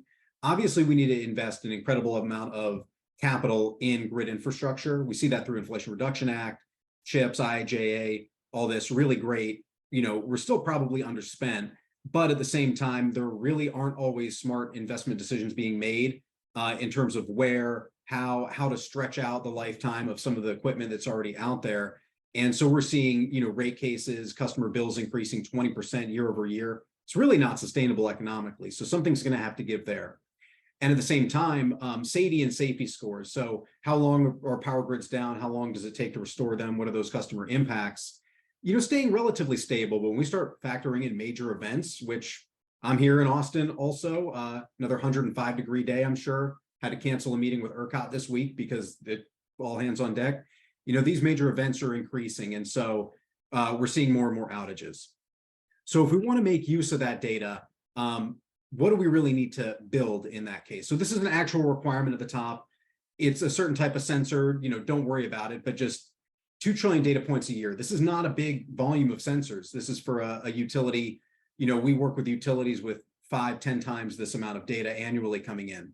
And so if we start looking at, okay, great, I want to run an analytical model to calculate oscillations against these data streams. You can see with just legacy historians, even generic cloud solutions, you literally have to click run and sit there for, frankly, weeks. Some solutions, frankly, it obviously is not going to run at all, which is why we built a platform up to handle incredibly high frequency data where, engineers can analyze this, build use cases and applications, tweak the machine learning models, and get an application out there within, days rather than, obviously what looks like month-long timelines. And so what are those kind of use cases we're solving for? You've heard me mention 1 minute warning. Oh, thank you. Impedance calculations, oscillations. This is way too much right now. We can follow up on this later, but there's a ton of use cases from generation all the way down to end customer use, where high frequency grid data is very important. Just want to give you a flavor. Here's that impedance application. Took us maybe a month to build this from working with the utility for the power calculations and rapidly prototyping this front end.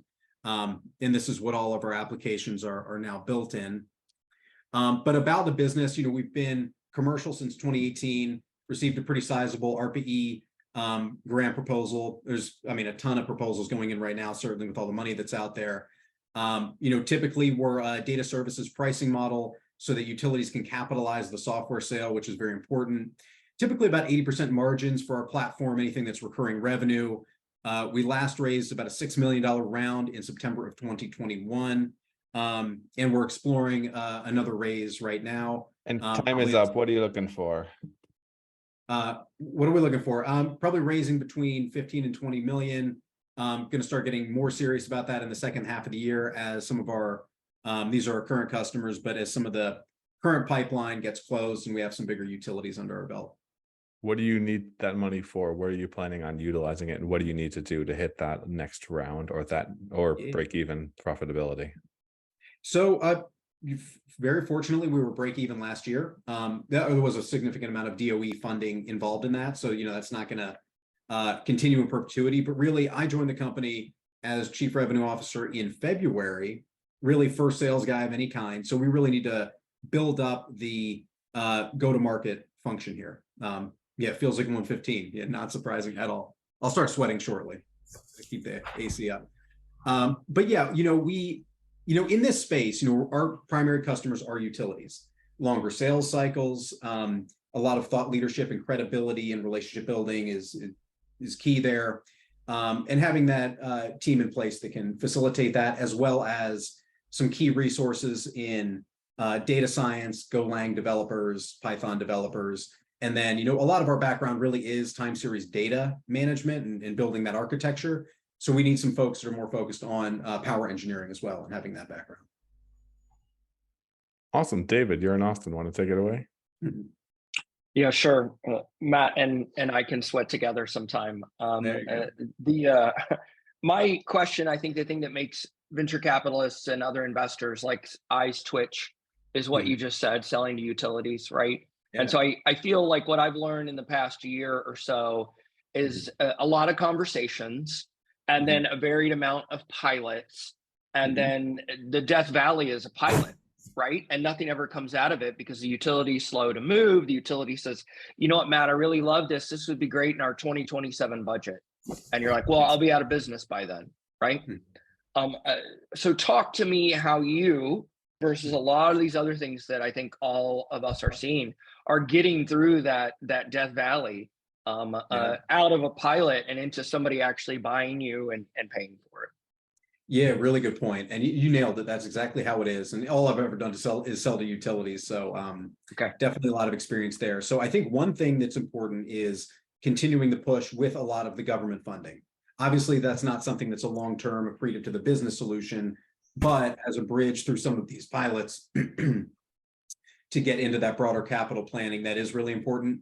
And also one thing that I'm very strongly opinionated about here is productization, commercialization, and really strong process around the customer experience and working with the utility. You need to be out there collaborating with them constantly, or a pilot is completely not going to go anywhere, especially in a situation like this where it's a platform where they need people using it. If they're not using the platform, zero chance of getting a capital deal.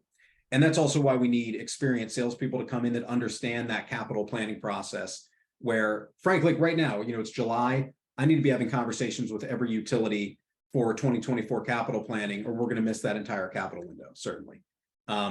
So yeah, it's a combination of the customer approach and making sure you have some of those other funding vehicles to keep things moving for a couple of years. And then talk to me about the cost to utility. How are you thinking about pricing this, and what does that kind of look like for the utilities? Yeah, I think if we were selling to a different market, it would be much more of a typical SaaS type of offering, or maybe a pure data services model that's, compute and storage. With utilities, our goal is to fit into that capital budget where it goes into the rate base. And so in that case, there's certain, accounting things we have to do. And effectively, it needs to be a fixed price for 3 years, effectively. So really what we do is we gather an estimate of how much data, how much are we going to retain it? Are you adding sensors, this and that? And basically do a cost up approach right now for the platform itself, so that we have a fixed price, 3 years, can capitalize it. For the applications that we're developing and commercializing, there it's more like an annual license-based, kind of a value-based approach, where we would expect margins to be more in that 90% range. And then my final piece, talk to me about just scale of this, right? Hey, I'm in California, we'll try anything, that's fantastic. Hey, ERCOT, please boo them in the meeting when you attend. I know that's great, not great for your sales. It's how most Texas folks feel about ERCOT. But okay, great. Now I'm in Montana. I don't have an incentive to use you. Everything's just fine. Not a lot of folks live here. Everything seems fine to us as a utility. So are there overall nationwide incentives? Are there overall nationwide legislation? Just talk to me a little bit about how you sell to those smaller markets, but would be obviously a large volume of your business, and not just the people that are open or trying new things. Yeah, that's a really good point. That's actually part of what brought me to this business. Like you can see GEB, a Colombian utility, on here. There's nothing that is like a policy or federal regulatory driver for what we do. There's accelerants, like there's a FERC order for dynamic line rating, basically, a whole other topic. But so that can accelerate what we're doing. But really the challenge is through inverter-based resource integration. So anywhere they're seeing a lot of solar and wind, they're having grid management issues that, like, currently they just use SCADA data. It's maybe 10-minute data. You can't see these oscillations and harmonics that are taking plants down. Like, we had an event in ERCOT like a few months ago where they actually lost a gigawatt of solar or something from this issue. And so it's kind of like a natural, it's a naturally occurring impact, effectively, that we're going to see through the energy transition that necessitates this. Like, we're talking to one of the largest transmission operators in Brazil, and they're like, yeah, we're going to run the grid on this data in 20 years. Obviously, they're not there yet. Now, that's a long timeline, but everyone's taking it really seriously. All of the ISOs, including ERCOT, have actual plans to revolutionize this. Like, a lot of this data sits in some database. They can't get it. It's on premise. They're moving to the cloud. So a lot of headwinds there. Thank you. Yeah, absolutely. Good questions. Cybersecurity risks around the data and potentially hacking in, or other government spying, et cetera. Yeah, definitely. You know, a lot of considerations need to be there. Like with our largest customer, Dominion, we're deployed in AWS GovCloud for some of those reasons. But, you know, we're in AWS, we're in Azure, we're about to complete our SOC 2 Type 2 certification. So one benefit is there's no PII, so we can avoid that. Our platform also uses data more for planning purposes and for like post-event type of analysis. So in that case, there's some like NERC SIP requirements around that data security we don't necessarily have to deal with. That's a lot higher bar. But yeah, you know, we have all the security of those big cloud vendors and single tenant environments and strong processes to prevent that. Could you talk us a little bit about the competitive situation? Is there similar platforms out there? Yeah, absolutely. And so there's a few categories of folks. There's like just the AWS and Azure. There's the buy versus build, utility IT teams like, oh, we're just going to build it. And, frankly, it's taken us a team of 20 engineers for 8 years to put this in place. And so a lot of our benchmarking speaks for itself in that way. Whether utility values that or not is another thing. There's the legacy historians that have a lot of bells and whistles and front end features and have kind of captured the market.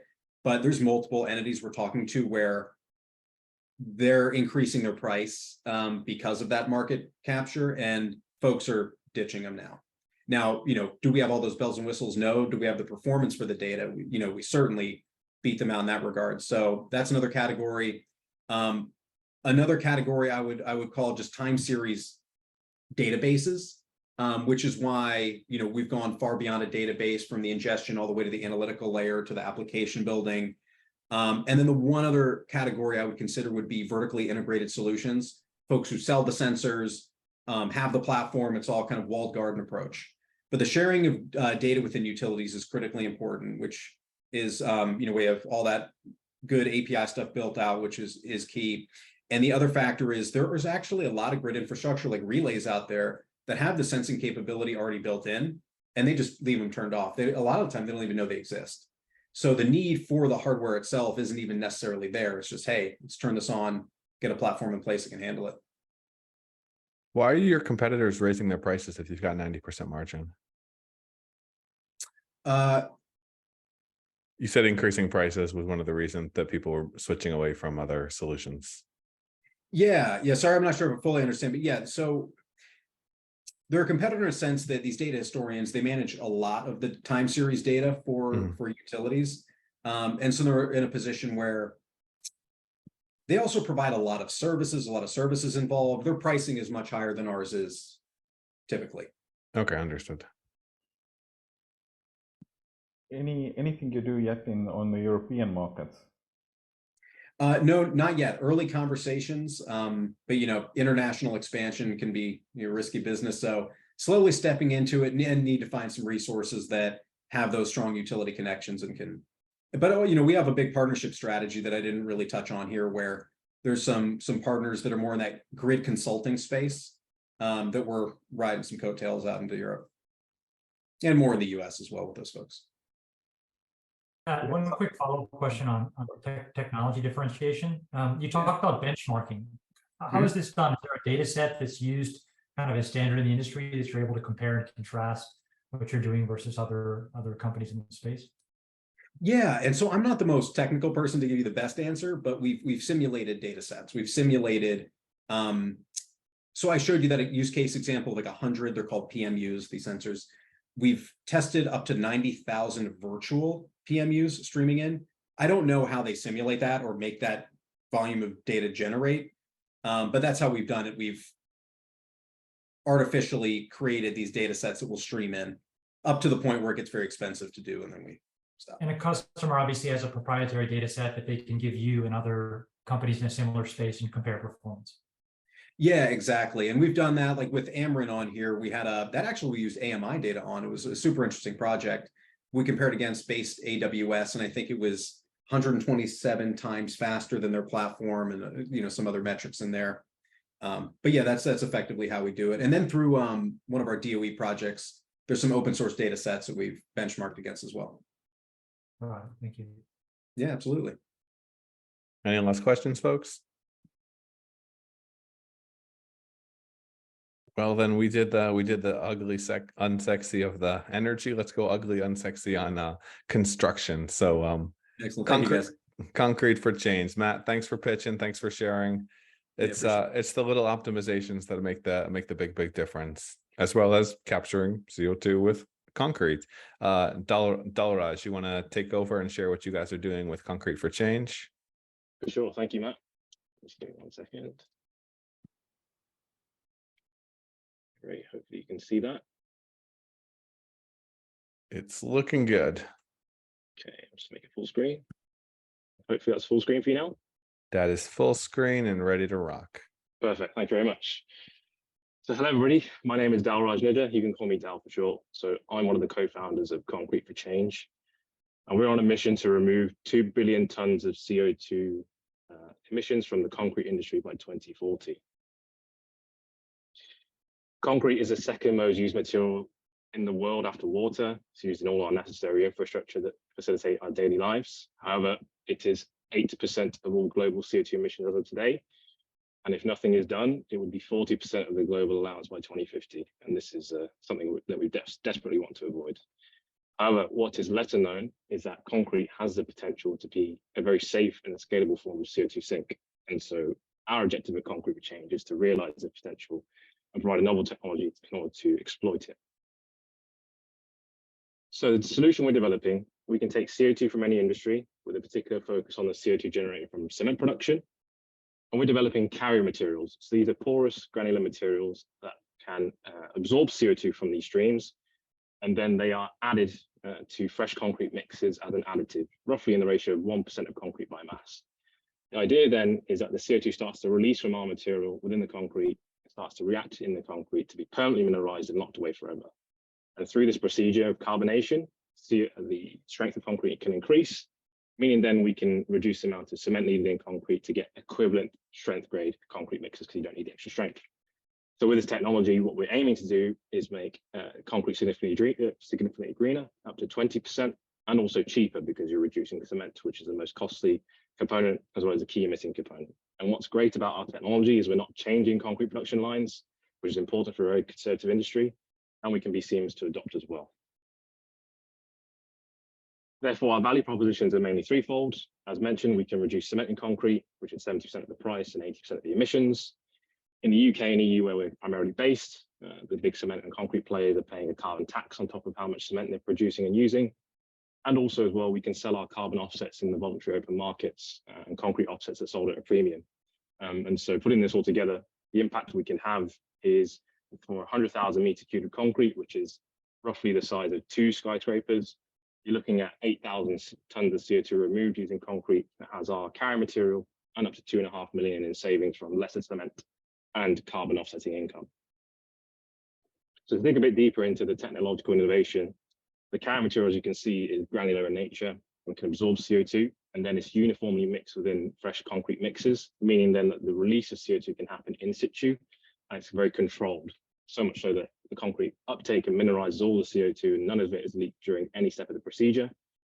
And it's because an additive to concrete is very seamless to adopt. Concrete is already an amalgamation of different materials, typically cement, sand, gravel, water and some other aggregates, some other additives.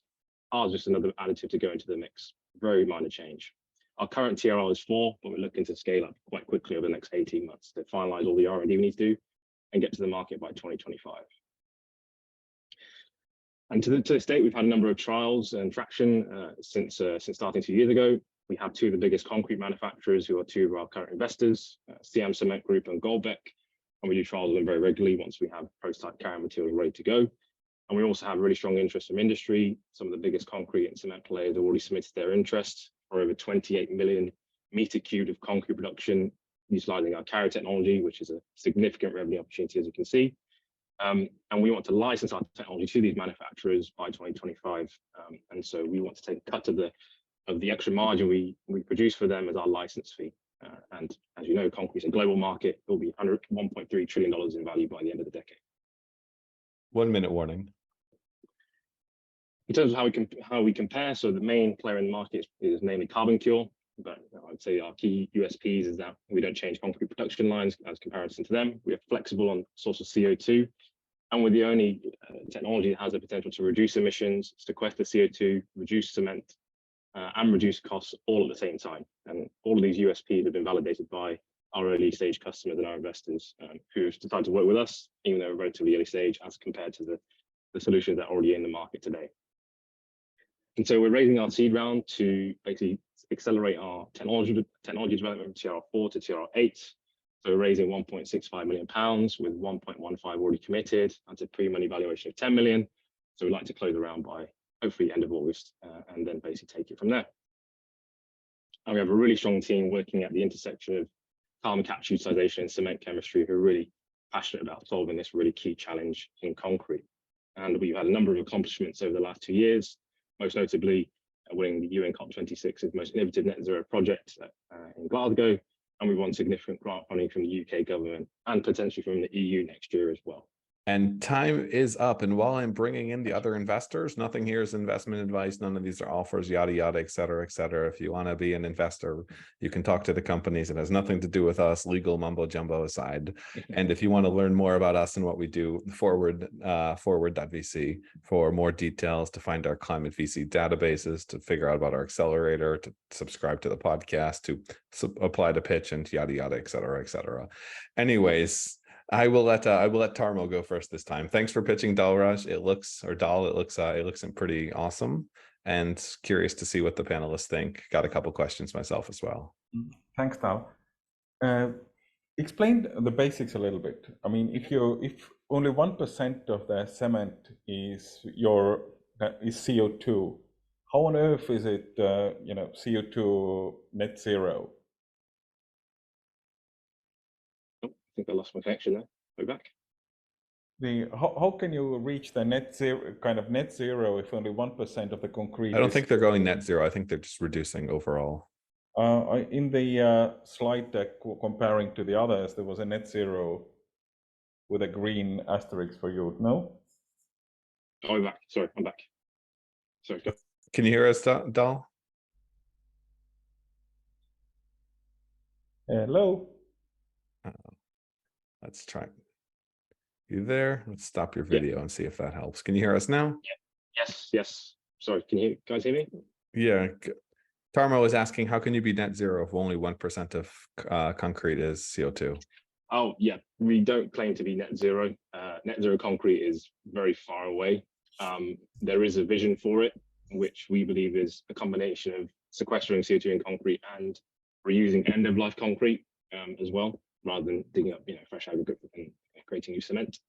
So what we're trying to do is basically a step in the right direction, and particularly focusing on the sequestration of CO2 as a key vertical. So yeah, and I think the other part of your question was around cement and additives. So we're adding 1% of our carrying material by the mass of concrete, but we're looking to reduce cement content by about 15 to 20%.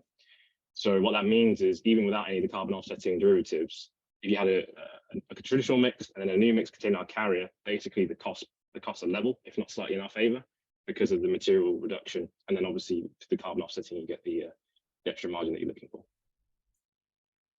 Thanks. No worries. Next. Where's the tech from? How did you guys come up with this?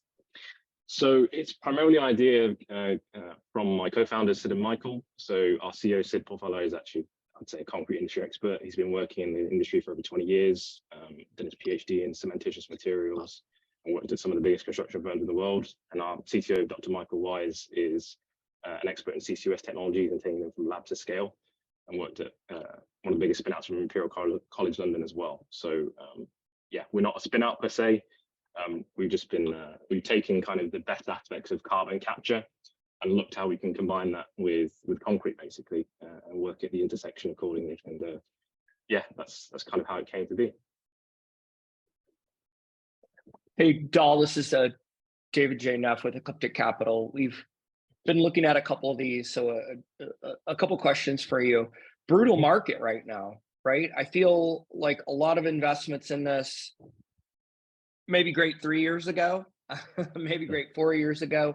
I think a lot about like battery recycling as analogy, right? There's so many battery recycling companies, not that we don't need them, not that there won't be winners, but I'm just interested in kind of how you view the competition. I appreciate you having a slide and, you know, calling out the folks that are on there, but talk to me a little bit about competition and just your particular niche, right? What I've seen a lot of lately is industrial waste to concrete, right? And I'm sure you're familiar and you've seen that too. And obviously that is a very kind of subsector that's interesting, right?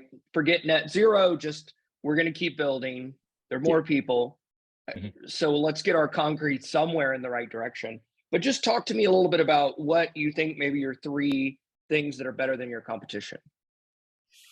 So to your point around the industrial waste, just quickly. So this has already been well used by concrete manufacturers. There are some startups taking this industrial waste approach and, let's say, modifying it slightly.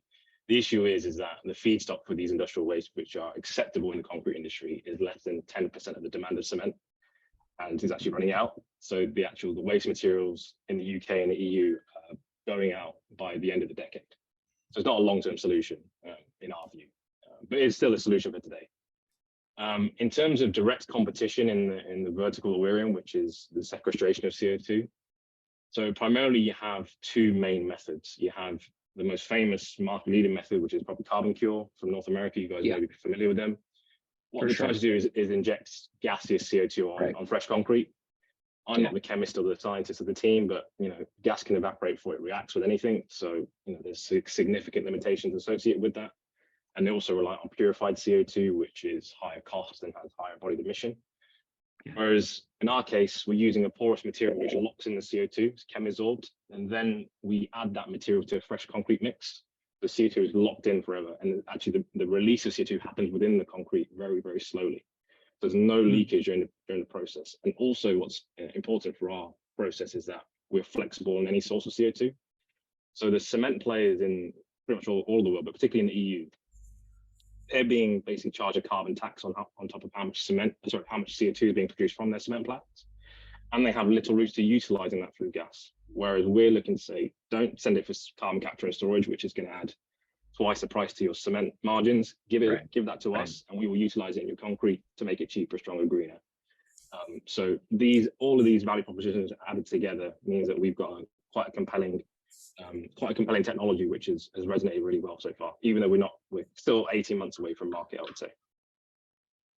And then my second question is just talk to me on end of life, right? I feel like, again, a lot of these concrete companies are out. There is an end of life. How are you guys kind of thinking about that when that building gets knocked down, and is it releasing some of that carbon? You know, what does that look like? So what's interesting about concrete in particular, when you mineralize CO2 in concrete, it's locked away forever. It doesn't leak. So it becomes chemically bonded. It transfers basically the available calcium hydroxide in concrete to calcium carbonate, which is like a limestone based material. So even if you were to demolish concrete at the end of its life, it doesn't leak. The only way it would leak is if you heat up that concrete to like 600 degrees, which is not going to happen in real life. See, if it does, we're in trouble. So, but anyway, so yeah, there's no issues there. In terms of our material, once it's released CO2, it just acts as a filler. So it's not meant to like degrade the concrete in any way. And we're doing lots of tests to verify that and make sure that's conclusive. And because it's a relatively small addition to concrete, let's say 1 to 2% by concrete mass, the regulatory kind of hurdles to jump are much smaller as compared to bringing in new cement, for example. That's, you're talking 5-10 years of regulatory hurdles for that in particular. So, yeah, we're pretty confident that we've got the end of life use case under wraps.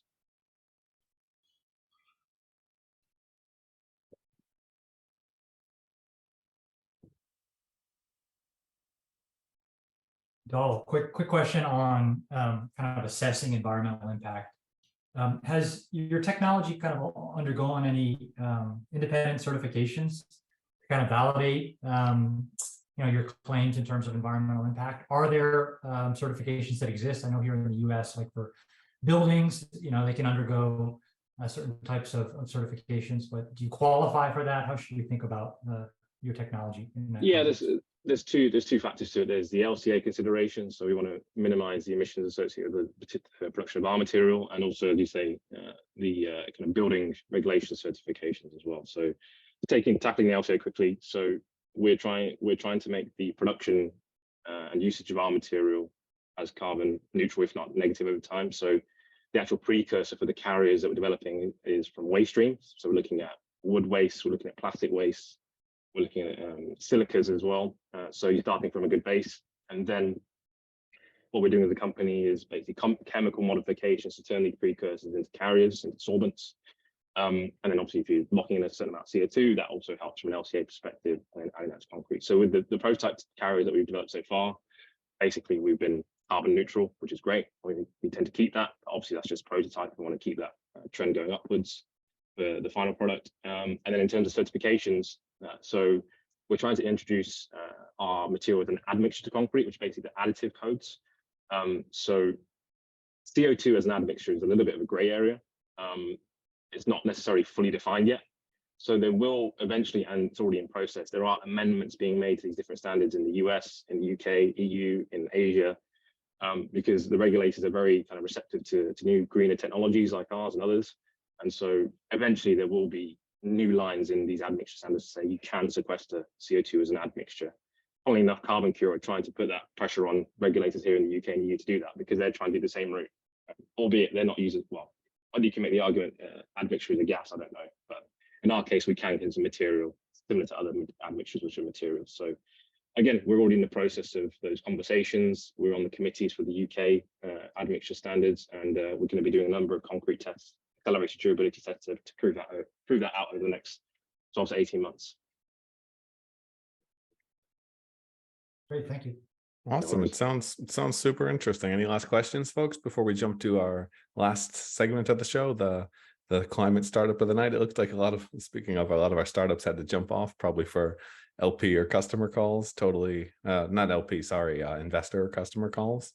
But now we jump to the last section of the show, the climate startup of the night. This is where we vote our favorite 1-2 companies of the night and see if we can find some consensus on who was the most promising company.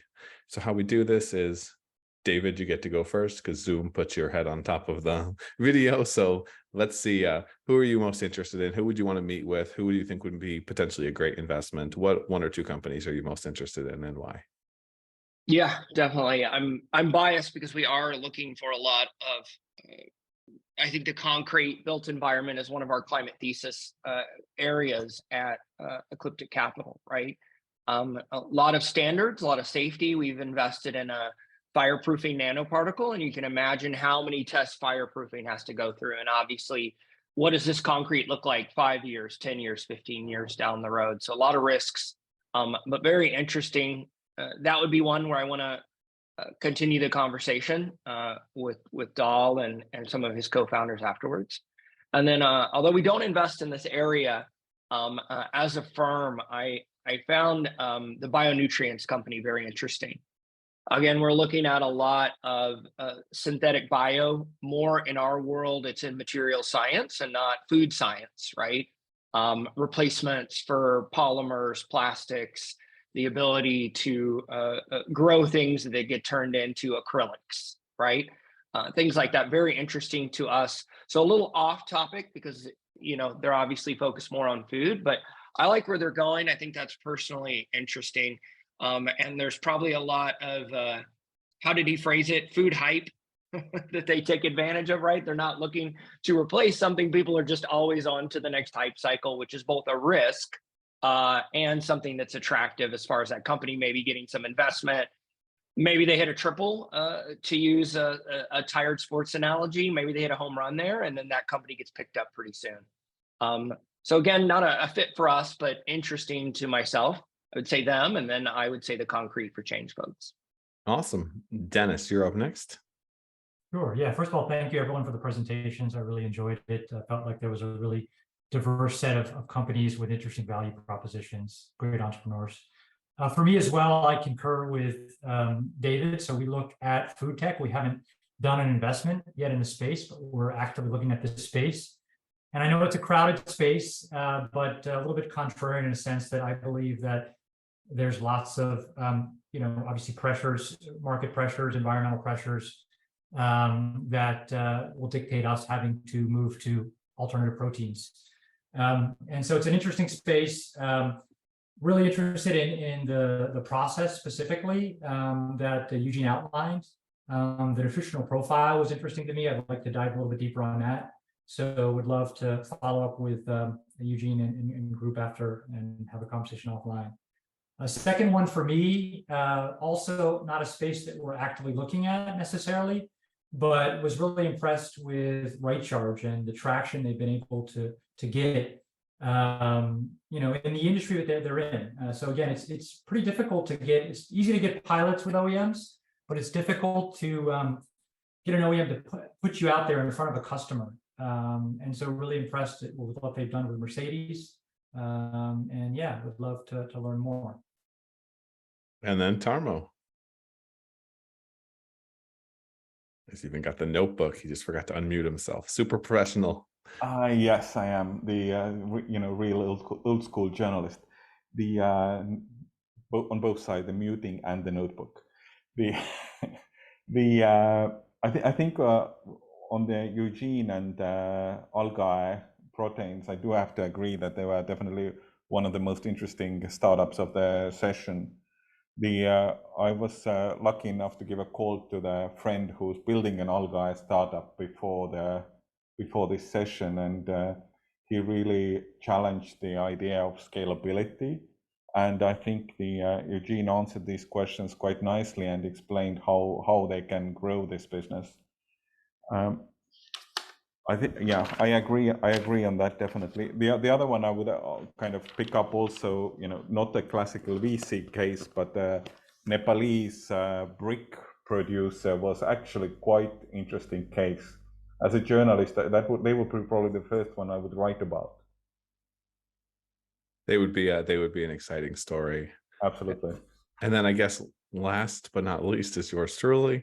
I liked Sophie's bionutrients as well. Eugene, I think it's really interesting. I think the more we can grow in water, the more efficient we can grow. And I do think that protein source kind of trumps all of the pretty inferior plant-based protein sources out there. I would say, yeah, clear winner, Eugene, just like David said. And then I was also pretty impressed by what Right Charge has done without a whole lot of help, and what Concrete for Change potentially can do. But all the companies that pitched, super interesting, very good job even getting here. We had to screen through lots of companies to get you.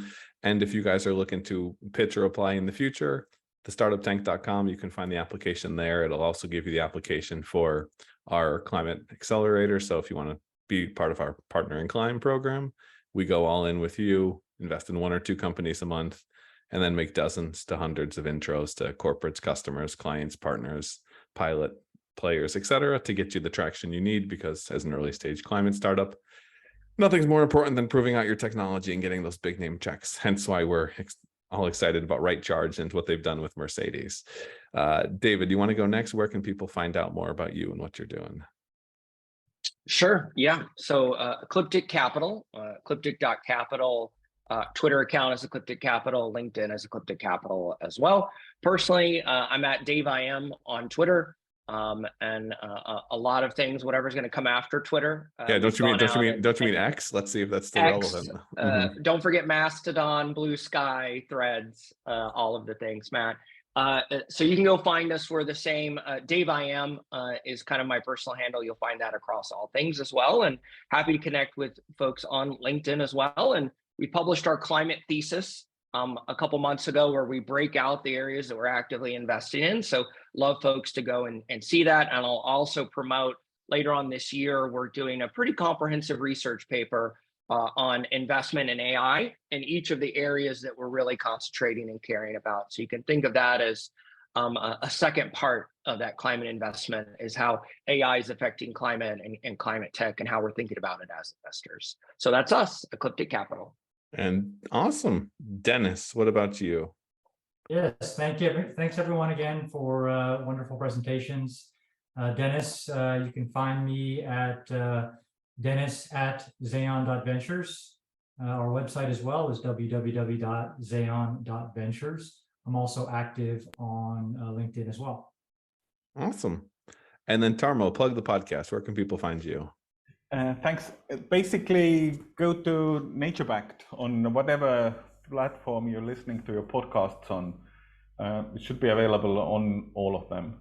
Just NatureBacked together, talking with the investors and talking with green tech entrepreneurs about the future of this planet, if we have one.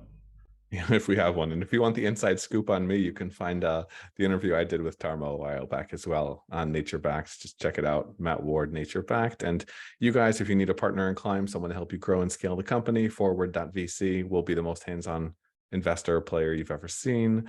If you're trying to fundraise, we've got our climate VC database. You can find it here and on our site, forward.vc/VC database.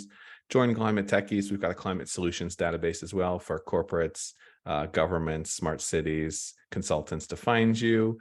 And then we've got the Startup Tank, which is just thestartuptank.com. Apply there. You can subscribe there. Everything's pretty much there. Just find us, forward.vc. We invest in companies that move the world forward. We'll talk to you guys later. It's time to move this forward because it's been a long one. Cheers, folks. Ciao. Miles, are you ready to record our promo for season 2 of the Wanna Bet podcast? David, have you ever seen a grown man naked? Miles, we're not here to quote lines from Airplane. We're here to tell people that season 2 starts August 18th. But I like Airplane. I know you do, but Wanna Bet is a sports betting podcast. Each week we bet $1,000 on the NFL teams and games that we love. Well, that sounds like fun. It is fun. And last year you picked over 60% of your games correctly. How'd you do? We're not talking about that. We are telling people that they can find us every Friday. So no more movie quotes. Roger.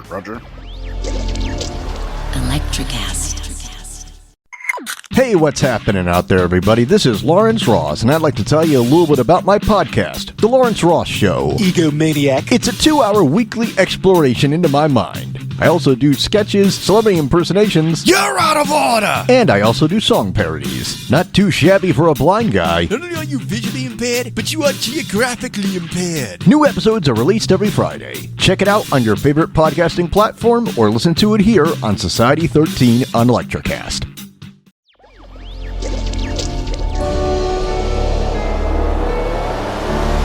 Electricast.